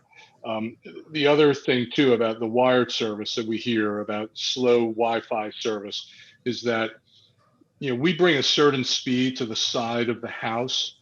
Depending on where the customer puts their Wi-Fi modem, that has a huge impact on the reliability of the service in the house. We get involved with this where, hey, I'm paying for this, and I did a speed test, and I only see this speed, and I say to them, well, tell me where your Wi-Fi modem is. Well, I have it in this closet because I don't like looking at it. I'm like, okay, well, that's problem number one. So my son is a major gamer. He just plugs right into the Wi-Fi modem. He doesn't rely on wireless because he wants that faster upload speed. So that's the other thing too, that, and I've had this discussion with Delegate Lehrman, there was this thinking that there's going to be a map and they're going to show like, oh, we only provide this level of speed in Baltimore City and we're charging that much more. Number one, we charge the same price for service, whether it's Baltimore City, Ocean City, Chicago, San Francisco. We're a national company. We do national pricing. Number two, we provide in the neighborhood, we provide the same speed service to every home. If you have slower speed in your home, look at where your Wi-Fi modem is located.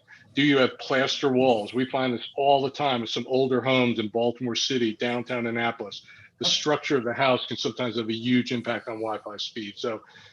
But to go to your original question, wireless is a completely different issue. Don't you all? Sorry, I'm going to cut you off, but I do know in my personal house there that I've tried to conduct speed tests before, and I had the speed test run, and the next thing you know, the provider was offering me a package to upgrade for speed. That's the beauty of internet marketing right there, Delegate. I don't know what to tell you about that, but we offer, in fact, we just announced we're going to be starting to provide an in-home 1 gig Wi-Fi modem, which will be extremely fast indoors. And this is a nuclear arms race as far as the technology. Is that at an extra cost? The one you're going to be don't know. offering, is that at a cost? And if it is a cost, if it's going to be better for the students to have the ability to see their teachers and scream and give them more access, is that something that we're going to include, or you guys are going to waive the fee for? I don't know. Let me look at that. And there are two parts of that question too. One is for a regular customer. The other part of it is for an Internet Essentials customer, because many of these students through the partnership program are getting free service, and some of those, the details of that are different than a regular customer paying for service. So we can find that out, and I'll let you know. Our last one, Mr. Chair, if I can. So when somebody gets the Internet Essentials service, are they getting bare bones, basic, not speed, not even worried about the speed and the traffic capabilities? Is that the service that we're providing them? Or is it middle tier, or is it high end? Go ahead. No, I was going to say the Internet Essentials speed is currently at 25.3. It is recognized. I'm sorry, can you speak up just a little bit? Sure. The Internet Essentials speed is currently at 25.3. It is recognized by the FCC as a broadband speed. It does support distance learning, multiple Zoom calls at one time, so that students are able to participate in distance learning. All right. If I may ask my colleague, Delegate Fisher, is that good enough?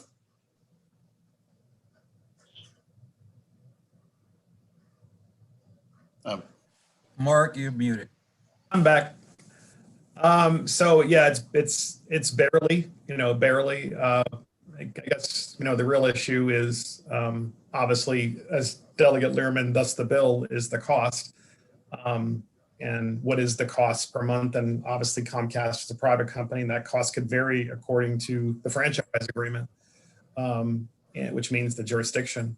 And I don't want to dominate the conversation other than to say it. I also don't want to tell Comcast what they should charge, but it is true that they are looking more and more like a utility. And I know that's not what Sean wants to hear, but it's a discussion for. I'll let you make that one. It's still my time, Fisher. Sorry about that. I'll mute myself. At 25.3, I don't know. That doesn't sound like that's going to be adequate enough to get, if you've got multiple kids in the house. I can't pronounce your name, Masada Yankee. I think I can. If you've got multiple kids in the house, will 25.3 support those kids that are using the service? Are they going to have uninterrupted education? I can't say that they would have uninterrupted education, but that wouldn't necessarily be attributable to the speed. We do have families with multiple students that are using Internet Essentials that are connected and participating in classes. To the extent that they are having difficulty with that, it could be to the modem that they're using, the laptop that they are using, or if there's of the equipment that they've been provided by the school system or the software. It could be a whole host of issues that can't necessarily be attributed to the speed of the service coming into the home. Do y'all provide free service calls to them? We do provide service calls for those customers that say that they are having issues, whether they report them directly to us or through the school system. We send technicians out to the end, of course, practicing social distancing when necessary to troubleshoot and make sure that the speed that is advertised with Internet Essentials is what is being provided to the home, that the Wi-Fi router is located in a place where they can get the strongest Wi-Fi connection possible. But to your point, it isn't always the wired connection to the home that causes the issues that many students may experience. Thank you, Mr. Chair. All right, let me move this on to Charlotte Davis. Good afternoon, Chairman Davis, Vice Chair Dumais, members of the committee. Charlotte Davis, Executive Director of the Rural Maryland Council, here in support with amendments for House Bill 97. We want to thank the sponsor for bringing this forward. We do support the codification of the Office of Rural Broadband. We think it's been doing great work, and since 2017, they've been working towards ensuring affordable, high-speed internet access to every Maryland household by 2022.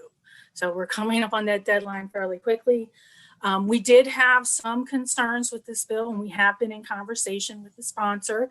I'm going to borrow from our local government colleagues in MACO and MML and say that one size does not fit all, not one solution. While internet access is a challenge that cuts across urban, rural, and suburban, our solutions are different.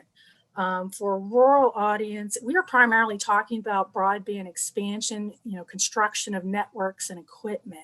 That is a one-time expenditure, and it's a capital expense. For the equity and affordability side, that's more of an operating expense, and it's an ongoing expense that you'll have to identify funds to provide going into the future. We do, however, in rural areas have an equity issue, as outlined in the ABLE report, that we have the rural areas have a larger percentage. Our population is older. We have retirees that move into rural areas, and they often don't have the equipment or the income to support broadband expansion. We also heard over during our grant cycles from centers that support the developmentally disabled. There is a lot of challenges there that go beyond just providing equipment and the access to to broadband, but also training and literacy, including folks in nursing homes.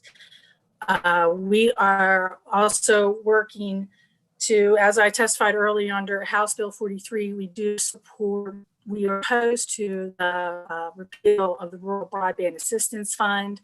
While it hasn't gotten funding, we do believe it's a potential federal source for revenue, and it shows to federal funders the state support for rural broadband, which the state has been really supportive, including the governor appropriating funding in the last two states' capital budgets, including fiscal year 2022.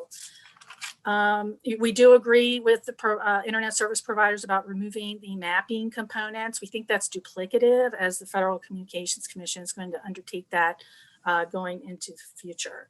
But we'll continue to work with the sponsor on those amendments, and we certainly ask for your support with amendments for House Bill 97. Thank you. Right. Bill George. Good afternoon, Mr. Chair and members of the committee. Bill George with the Maryland Municipal League, testifying in support of House Bill 97.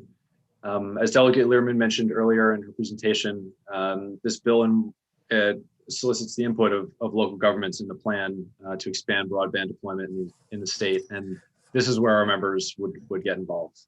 They stand ready and willing to help with this lofty goal. The bill has specific recognition of the important role that broadband deployment in the state and the share of local governments and the role that they can play. Specifically, this bill has some elements of assistance to local governments in their role to play, one being literacy training, digital literacy training. Another is resources to local government, including, as was mentioned earlier, identification of funding sources and assistance with grant applications, as well as coordination efforts to try and streamline the process. While municipalities are generally oftentimes the hubs of their region, they are still experiencing gaps in broadband coverage. It's been mentioned several times today that municipalities have been cited as having some gaps in their coverage, and that's not uncommon. And it's not just in one area of the state. I mean, we're talking the DC metro area, we're talking the Eastern Shore, we're talking Western Maryland, everywhere in between. This is an issue, and this bill will allow municipalities to continue to play a role in a more coordinated effort with the state to help municipalities in particular keep their vibrancy, but also help students, teachers, businesses across the state with broadband access. So with that, we ask for a favorable report. Thank you. Thank you very much. Tasha Gresham James.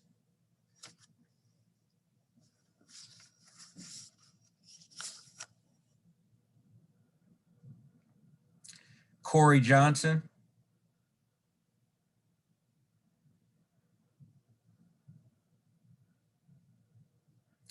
David Rodwin. Good evening.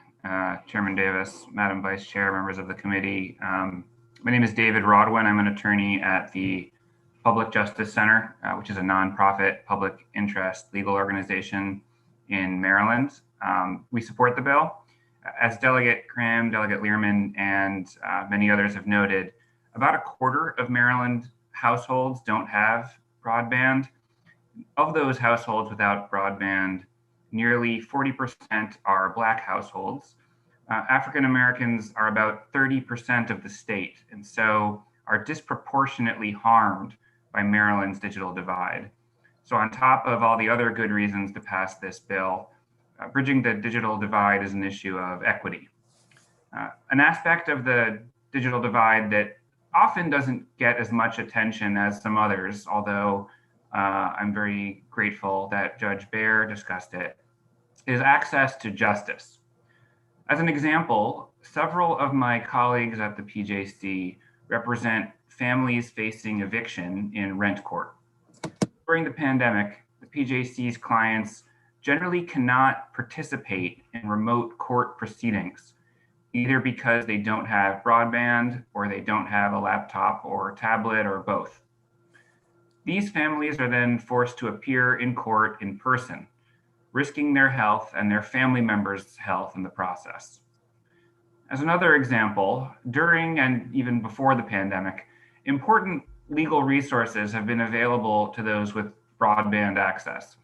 This includes legal advice from Maryland's district court self-help centers, information about legal developments like the eviction moratorium, which have changed pretty frequently and on short notice, and access to rental assistance applications to help families pay the rent and stay in their homes. But the people who need these resources have a harder time accessing them because they're less likely to have broadband access. HB 97 would take meaningful steps to fix these problems. The Public Justice Center supports the bill and requests a favorable report. Thanks very much.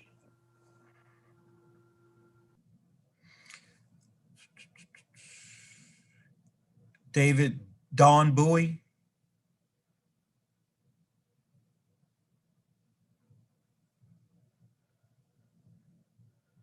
Don Bowie. Okay, that appears to be all that signed up to testify for. Mr. Chairman, Valerie Conley from Chop Tank. I did register on this bill in the last to testify orally and in writing.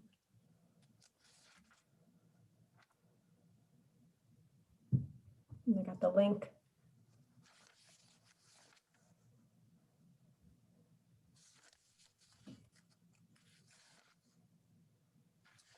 We don't have you, Ms. Connolly, but I'll make an exception this time. Well, thank you. And the link was sent to me by the staff, so I assumed that it got through and I was testifying. So I'll just be very quick then. I want to thank the sponsor for the introduction of the bill. When we were last before you, Chop Tank was asking for permission to be able to allow our electric co-op to get into the broadband business. Your committee, working with the Eastern Shore delegation and leadership in the House and Senate, passed the bill last year. Since then, we've had the vote of our members and we've created our broadband company called Chop Tank Fiber. We're about to launch it. We think in about 2 weeks, we're going to give a whole briefing to the Eastern Shore delegation about our launch plans. We wanted to let you know that the Office of Broadband has been critical in what we're trying to do. Rick Gordon in that office has been so helpful. Part of what the Office of Broadband offers, and I think this goes to one of Delegate Walker's questions earlier, or Delegate Impolaria's question earlier, about the funds being offered by the state through the Office of Rural Broadband. It's 100% matching funds. So any company getting money from the Office of Broadband has to 100% match that money for infrastructure development, which is what we are doing as we work through this process. I won't belabor any of this. I will just say we support the bill. We offered an amendment. It's in our written testimony. And we think it's incredibly important to codify this office as we move forward. Thank you, Mr. Chairman. Thank you. That concludes the hearing for House Bill 97. That is the bill hearings for today. I want to thank everyone for participating and I will see you tomorrow. Thank you, everyone. See you tomorrow.